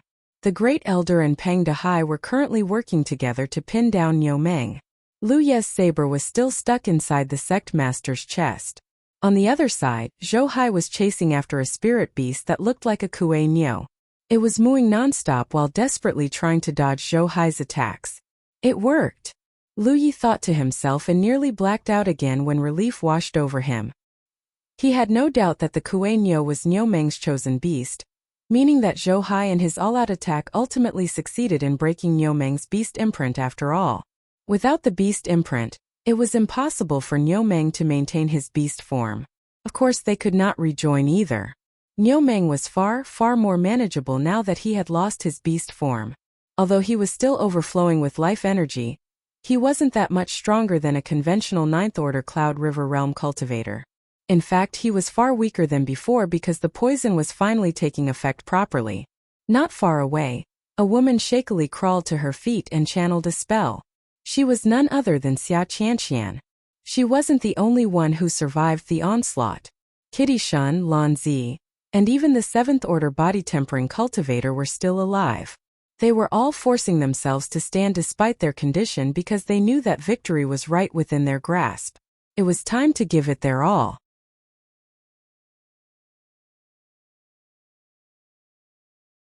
Unfortunately, Lu Yi wouldn't be able to participate in this final showdown in person. Although he had managed to construct protection in time, Niu Meng's final punch before he was separated from his chosen beast still hurt him badly. Every time he tried to move, his abdomen would hurt like someone was stabbing his insides. He was pretty sure it was because some bone fragments had gotten inside his internal organs. That didn't mean he was completely helpless, however. His weapon holder buzzed as 9 flying weapons whooshed into the air and attacked the Kuei Niu from multiple angles. The Kuei Niu's fate was sealed from the moment it became separated from Niu Meng. Even though it was as strong as a 9th Order Cloud River Realm cultivator, there was no way it could evade or withstand their combined attacks. Not even half an incense stick later, the spirit beast lay dead on the floor while a pool of blood slowly grew beneath it. Niu Meng was still struggling not because he was particularly strong, but because neither Peng Dehai nor the Great Elder lacked the ability to end him in one strike. No matter how many wounds they left on Niu Meng, the sect master was always able to recover thanks to his exuberant life energy. This stalemate continued until Zhou Hai finally reached them and launched a thunderous strike, causing Niu Meng to skid to a sudden stop. The next moment, his head flew into the air, and his headless corpse hit the floor with a resounding thud. The battlefield suddenly grew much quieter after that. For a time, the only noise that resounded in the insectoid nest was everyone's panting. Peng Dehai let out a string of curses before collapsing on his butt. This was easily the hardest and most exhausting fight he had ever fought since becoming a cultivator. If possible, he never wanted to experience another fight like this, especially if it required him to be a body-tempering cultivator again. The reason Peng Dehai mostly fought at the backlands even though he was also a body-tempering cultivator was because he was terribly afraid of pain. If the situation wasn't as desperate as it was, he would never have revealed his hidden abilities. Suddenly, a flash of light caught everyone's attention. It came from Niu Meng's headless corpse. Zhou Hai screamed, "Watch out!" and attempted to cut the golden light in half. However, the golden light managed to evade the attack before zipping toward the farthest edge of the battlefield, toward Lu Yi. Lu Yi had been focusing on his recuperation since Niu Meng was dead, and even if he hadn't, he couldn't possibly have anticipated that the battle wasn't over yet. He attempted to intercept the golden light with his 9 flying weapons, but it easily dodged them all before zooming out of view. The next thing he knew, he felt a pinprick of pain behind his neck. Lu Yi instinctively tried to slap it like a mosquito, but all he felt was a massive bump that definitely wasn't there a moment ago. At the same time, he felt something burrowing into his body and grabbing hold of his cervical spine. It was the parasite, the one that had been controlling Niu Meng all this time. From what they learned, the parasite that controlled the spirit beast or the cultivator would self-destruct if its host was killed. It was why the cultivators of the myriad beasts domain never found the true reason the spirit beasts went insane. In fact, the insectoids were so elusive that even the cultivators of Jojo were unable to detect it until one of the parasites tried to take over Amber. Niumeng was obviously controlled by a parasite as well, but it would seem that this particular parasite had unusual abilities. Not only was it gold in color, it was actually smart enough to leave its dead host and infect another. They had all relaxed their guards after the grueling battle. No one realized that the parasite controlling Niumeng wasn't dead yet until it was too late.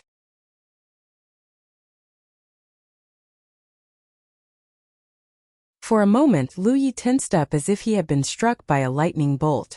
At the same time, he felt a ridiculous amount of auras above their heads and millions more in a particular direction. It was where Bylandia was at. More information had poured into his head, but he wasn't able to make sense of it before his neck hurt, and the parasite in his neck let out a strange chirp. The next thing he knew, the parasite had burrowed out of his body. Golden light touched the edges of his vision once more, but this time it wasn't able to take flight before Lu Yi caught it in one smooth motion. He was wondering what he should do when shadows suddenly cast over his person. When he looked up and saw that everyone was looming over him with severe expressions, he hurriedly said, "Calm down. I'm fine." While showing off the parasite in his grip, Pang Dehai was the first to recover from his surprise and ask, "Why did it leave your body?" The rest of the group were puzzled as well. They had rushed over after seeing the parasite flying to Lu Yi and infecting him. They had thought that they might be forced to perform the detestable. No one expected the parasite to burrow out of Lu Ye's body, however. It made no sense considering its behavior until now. Right now, the parasite was struggling furiously to break out of Lu Ye's grip, but it seemed powerless without a host body to control. Lu Yi was pretty sure that even a low-level Spirit Creek Realm cultivator would be strong enough to hold it in place. "I don't know. Maybe we're not meant for each other?" Lu Yi gave an outrageous excuse. He knew exactly why the parasite had left his body, of course. The tree of glyphs had come alive the second it burrowed into his body and tried to control him. The tree of glyphs could purge even the pill poison in one's body, so why wouldn't it work on a body-controlling parasite? If the parasite was slower, it would have been burned to a crisp already. It must be said that the parasite was incredibly unlucky.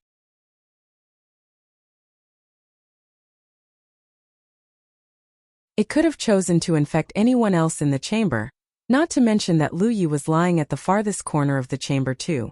However, it still chose Lu Yi as its target for some reason.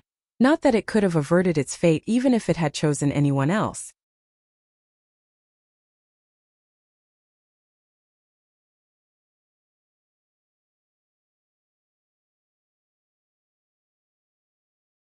Humanity's Great Sage. Chapter 479, 30,000 Battle Points. In a sense, this strange insectoid was completely harmless to cultivators without the ability to infect and control its host. Lu Yi looked down and examined the insectoid he had captured closely. He discovered that it looked almost the same as the cicada-like parasite he had extracted from Amber before. The only difference was that it was gold in color, as if it was forged from actual gold. "Insectoid King," he muttered to himself. "Excuse me?" Zhou Hai asked with a frown. "This is the Insectoid King." No one seemed to get what he was talking about, the Ninth Order Cloud River Realm cultivators even less so. They had never encountered an Insectoid King, despite having experienced many hidden realms, and fought even more insectoids in the Cloud River battlefield. They knew that the insectoids were monsters that only knew slaughter and destruction, but they didn't know there was such a thing as an Insectoid King, until now. "How did you know that?" Xia Qianqian voiced her puzzlement. "I felt something during the short period it tried to control me." Lu Yi tried very hard to recall the memory before saying slowly, "I believe Myriad Beast's domain would be saved if we killed it." That caught everyone's attention immediately. Zhou Hai asked, "What do you mean?" Lu Yi took a moment to process the information he received from the golden parasite before explaining. None of the insectoids in the Myriad Beast's domain, except the Insectoid King, have a mind of their own. They are all being controlled by the Insectoid King. If it dies, then the rest of the insectoids will die with it. Their empty shells might still live inside the spirit beasts' bodies, but wouldn't affect their minds anymore.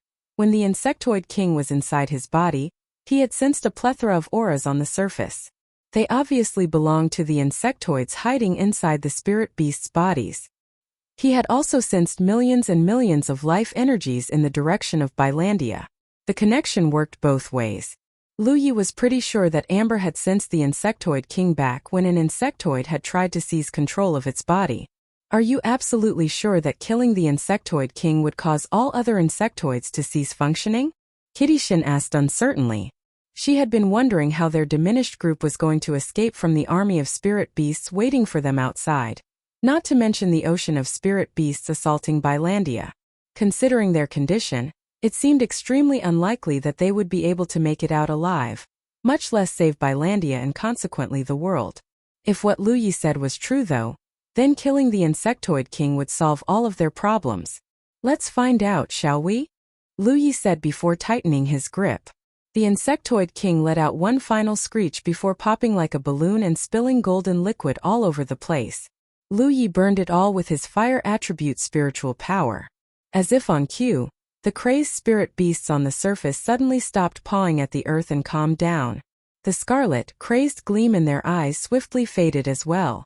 The spirit beasts at the Black Tortoise sect weren't the only ones that had calmed down. At Bylandia, the despairing cultivators were moments away from making their last stand when the spirit beasts that were attacking them from every direction retreated like tidewater. The survivors slowly gathered together on the broken walls, as they watched the retreating horde while basking in unadulterated relief and joy. No one knew why the spirit beasts had retreated suddenly. The Jojo cultivators were the only ones who figured out that someone had probably solved the root of the problem. Back at the Black Tortoise sect, the group were currently trekking through the tunnels and making their way back to the surface.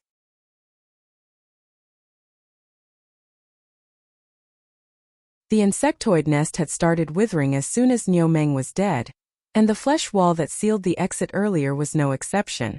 The group was desperate to leave the insectoid nest, not just because it was the source of many a trauma, but also because it was still covered in poisonous mist. No one was willing to linger in that heavens-forsaken place for even a second longer. They didn't dare to head back to the surface immediately though. Despite all the antidotes they had consumed, the poison was still eating away at their bodies. Their bodies were sore, their limbs felt weak, and their spiritual power was stuttering like there was rust inside their veins. At this rate, they would have to return to the Cloud River battlefield and find a medicine cultivator to cleanse all the toxins in their bodies properly. Otherwise, it was unlikely that they would recover quickly.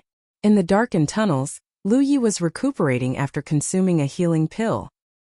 He had sent Yi away to scout the surface. Unlike the cultivators in Bylandia, they still did not know if Lu Ye's assumption was true. If he was wrong, then they were going to have to fight their way out. No one wanted to fight the spirit beasts if at all possible. Not only were they seriously hurt, they were unable to unleash even half of their strength due to the poison. Suddenly, Pang Dehai broke the silence with a low chuckle.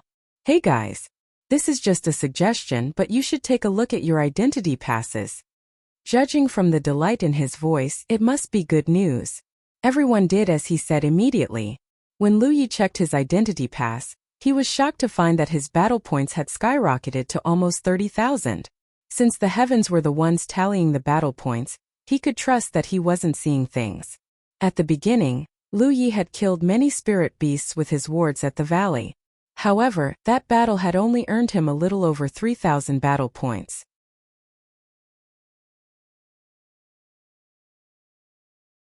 During the defense of Bylandia, his tally blew past the 5,000th mark, not just because he had killed a lot of spirit beasts, but also because he earned a sizable sum for repairing Howling Thunder. The trip to the Black Tortoise sect was worth 5 times that amount, or almost 25,000 battle points. His contribution in Niu Meng's death clearly made up the bulk of the reward. His killing of the Insectoid King must have given him a lot of battle points as well, not to mention the discovery of the hidden ability of this breed of insectoids. In any case, 30,000 battle points represented a massive amount of wealth to a second-order Cloud River realm cultivator like Lu Yi. If he remembered correctly, Bylandia's quartermaster department offered a gold amulet at the cheap cheap price of 16,200 battle points. This meant that he almost had enough battle points to purchase 2 gold amulets in one go. He did not know how many battle points the others earned, but he could not imagine them earning less than him. The Ninth Order cultivators had been crucial in the slaying of Niu Meng, and Zhou Hai and Peng Dehai even more so. Without Zhou Hai, they might not have had the strength to slay Niu Meng even after he was separated from his chosen beast. As for Peng Dehai, he was the one who held Niu Meng at bay and kept their casualties to a minimum. Now that he thought about it, Niu Meng was worth almost 1 or even 200 battle points in total. The battle points were then split among the group based on their contribution. All the desperation and bitterness they had suffered while fighting against Niu Meng transformed into pure joy in that moment. Not even the darkness could conceal the wide grins on everyone's faces. Unfortunately, only 8 of them had survived the trip. The battle against Niu Meng was so dangerous that they lost half of their combat cultivators and 1 body-tempering cultivator. Not even the female ghost cultivator had lived until the end. Risk and reward were 2 sides of the same coin, and it was inevitable that a cultivator would encounter a life-threatening crisis once in a while. Suddenly, Peng Dehai exclaimed in surprise, "Is it just me, or are we missing a head?" Lu Yi looked around and discovered that he was right. He quickly realized that the missing person was none other than Lan Zi. The discovery surprised him a little. He thought he had hidden his intentions pretty well, but it would seem that the woman was smarter than he gave her credit for. She had left the group and hid herself long before he noticed her absence. In this cultivation world, Lu Yi had no problems playing the role the heavens had bestowed upon him and cooperating with Lan Zi. Not that his intention mattered where the heavens were involved. Plus, the heavens had made her his attendant. The arrangement was more beneficial to him than it was to her no matter how he looked at it. However, Lu Yi had not forgotten for even a second that they were enemies. Back in the Spirit Creek battlefield, he had fought her to defend his title as the champion of the Scroll of Supremacy, and just barely defeated her. Having experienced her strength and potential firsthand, he had no doubt she would grow to become a great threat to the Grand Sky Coalition in the future. That was why he had been waiting for a suitable opportunity to kill her this whole time. He was sure that Lan Zi had been thinking the same thing. The reason he hadn't acted on his thoughts wasn't just because that opportunity hadn't arrived, but also because he did not know everyone's affiliation besides Peng Dehai. If he tried to kill Lan Zi in front of the group, there was a high chance the attempt would end in failure. It was a different story now. Lan Zi was poisoned and much weaker than normal. Lu Yi was seriously injured, but he could unleash most of his strength because he wasn't poisoned.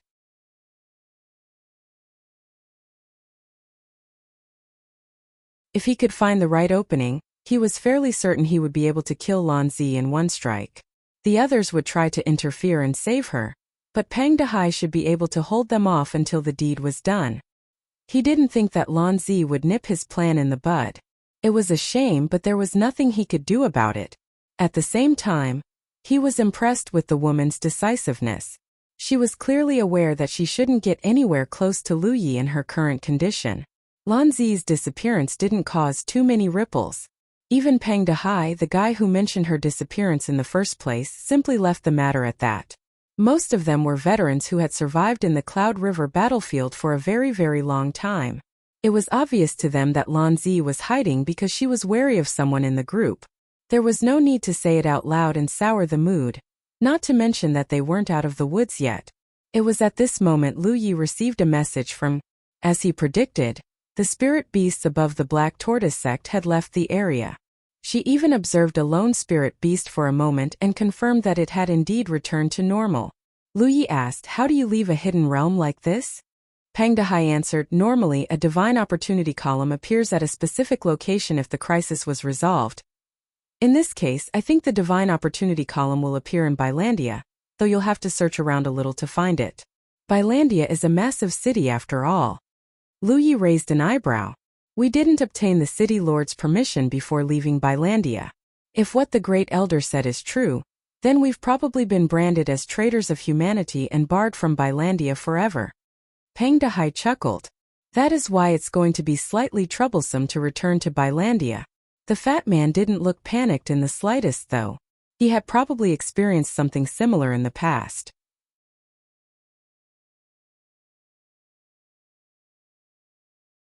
We can't not go back though. The quartermaster department is in Bylandia. Lu Yi groaned while rubbing his forehead. It doesn't matter. If you want to exchange your battle points at the quartermaster department, that's okay. If you want to perform the transaction after returning to the Cloud River battlefield, that is fine as well. Huh. Please explain. Let me put it this way. Battle points are a currency that you can only earn from some hidden realms, and in a sense are even more valuable than contribution points. All you need to do is to access a divine opportunity column, connect to the Vault of Providence, and spend your battle points there. By the way, you should know that battle points can be exchanged for anything contribution points can, but not vice versa. The amulets are one such example. It's because everything you exchanged really comes from the Vault of Providence, from the heavens themselves. Lu Yi tipped his head gratefully at Pang Dehai. He could appreciate the convenience of the setup if nothing else. It also made him realize how incredible the heavens were all over again.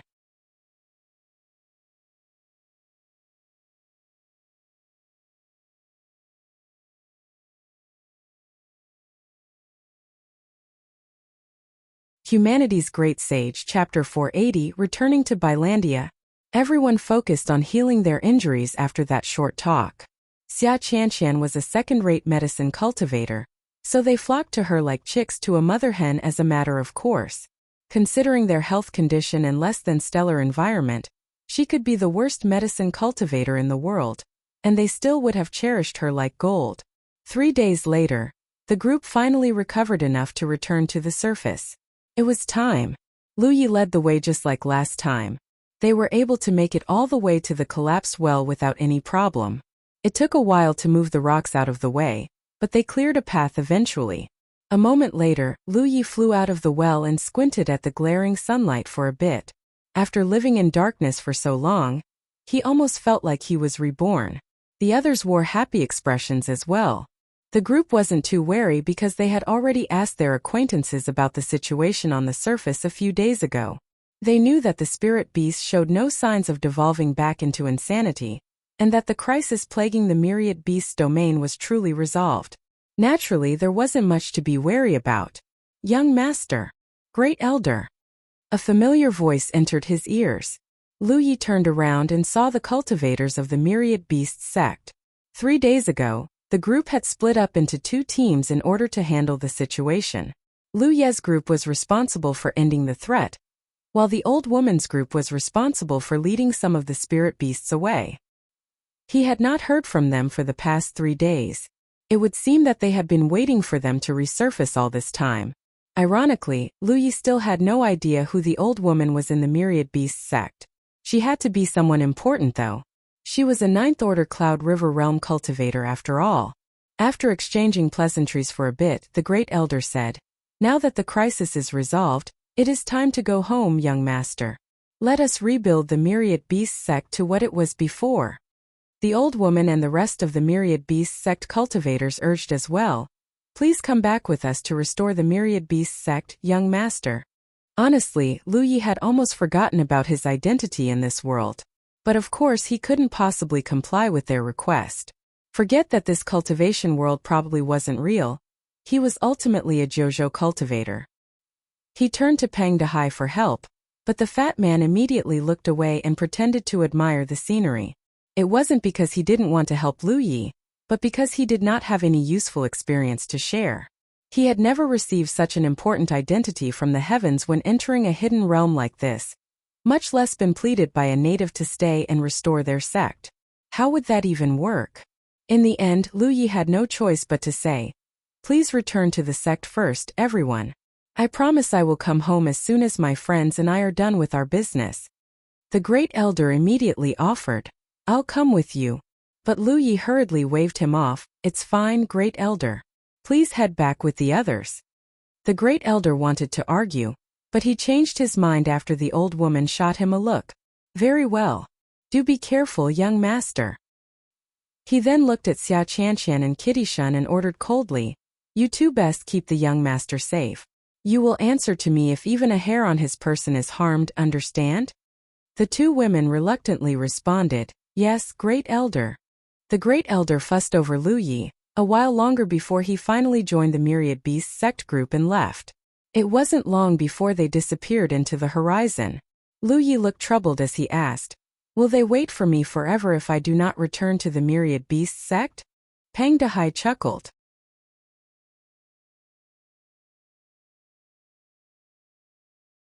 "Don't worry. The heavens will know what to do." Suddenly, Lu Yi felt a sudden pain behind his head. He turned around and saw Xia Qianqian holding a hair between her fingers. She had obviously plucked it from his head earlier. "What the heck are you doing?" Xia Qianqian harumphed. "Oh my heavens, you lost a hair, young master. Grow it back now, or the Great Elder will surely put us through the mill." The Great Elder's rebuke had annoyed her.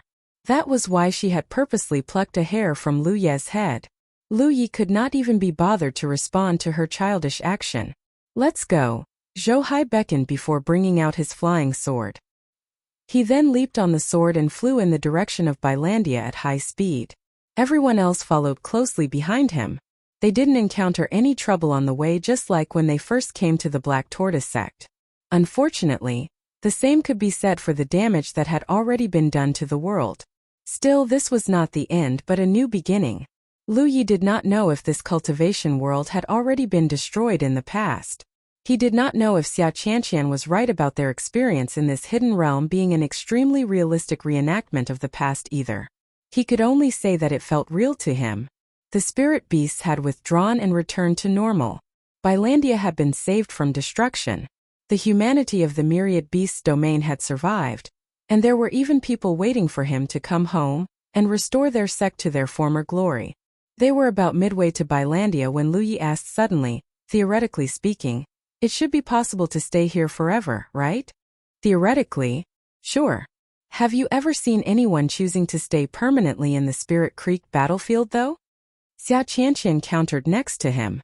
To cultivate was to go forward constantly, to climb ever higher to reach that elusive peak.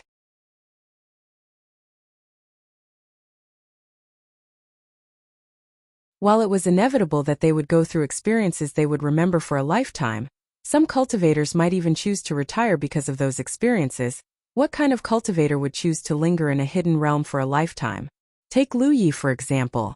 At first glance, it seemed like joining the Myriad Beast sect cultivators and rebuilding the sect was a good choice. If nothing else, he was guaranteed a life of comfort, fame and glory. Or was he?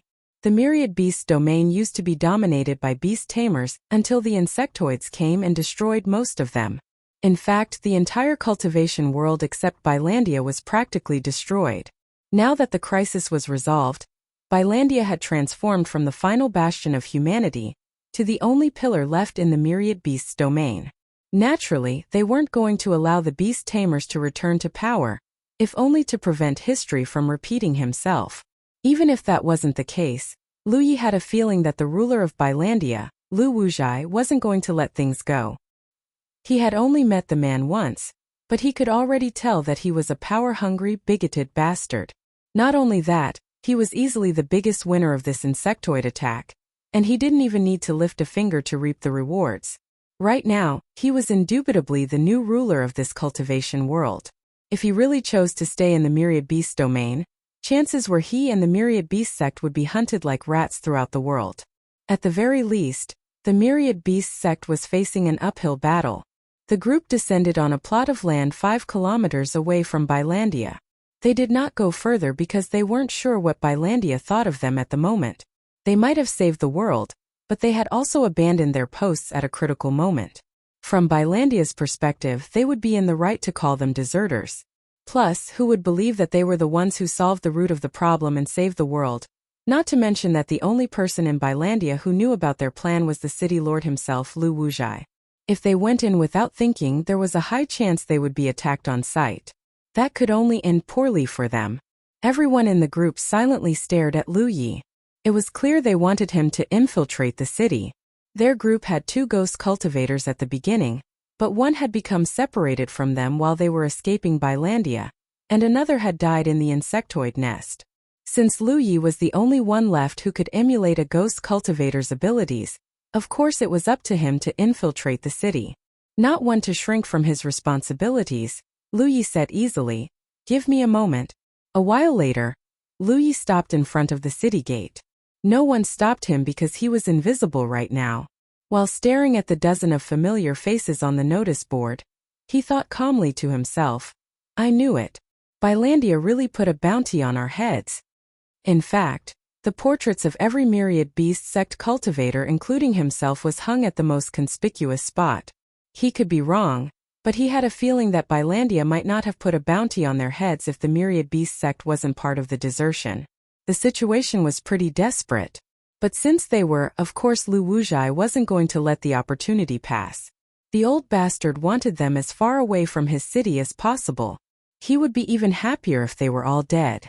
Unfortunately, this meant that flying into the city wasn't an option. Bylandia's cultivators were sure to attack them if they tried. They would have to walk through the city gates. Hopefully, the others carried some concealment talisman papers with them. Many parts of the city were damaged or ruined, and it had only been 3 days since the assault had ended.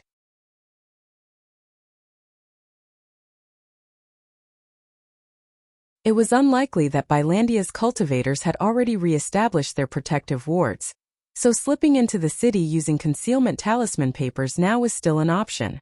It wouldn't be when Bylandia had restored all of its wards. Lu Yi messaged Xia Qianqian and told her about the situation. The spell cultivator quickly replied asking him to find the divine opportunity column first. Lu Yi was going to do so even if she hadn't said so. The divine opportunity column was their ticket back to the Cloud River battlefield after all. However, Xia Qianqian did not ask him to procure some concealment talisman papers for the group, probably because they already had them or something similar. Practically every cultivator would prepare a number of useful talismans no matter what cultivation level they were at. It was better to be safe than sorry after all. Lu Yi carefully made his way across the city after slipping through the entrance. Since he was invisible, he had to dodge an incoming pedestrian from time to time. I wonder where the divine opportunity column is? I hope I don't have to explore the whole city to find it. He was still thinking when he heard a pedestrian saying, Are you heading back, fellow cultivator son? Another person answered, Yeah. I survived this hidden realm and even earned some battle points at the end of it. I'm going to exchange them for some amulets and hopefully improve my cultivation to the next minor realm. You have my congratulations. What about you, fellow cultivator you? The cultivator named Yu said, I'm going to stay just a little longer. The cultivator named Sun asked in puzzlement, The crisis is resolved, and killing the spirit beast doesn't yield battle points anymore. What could possibly entice you to remain in this hidden realm? The cultivator named Yun chuckled. To tell you the truth, I'm also a beast tamer. The cultivator named Sun let out an ah of realization. I see. You're hoping to acquire their secret art. It won't be easy though.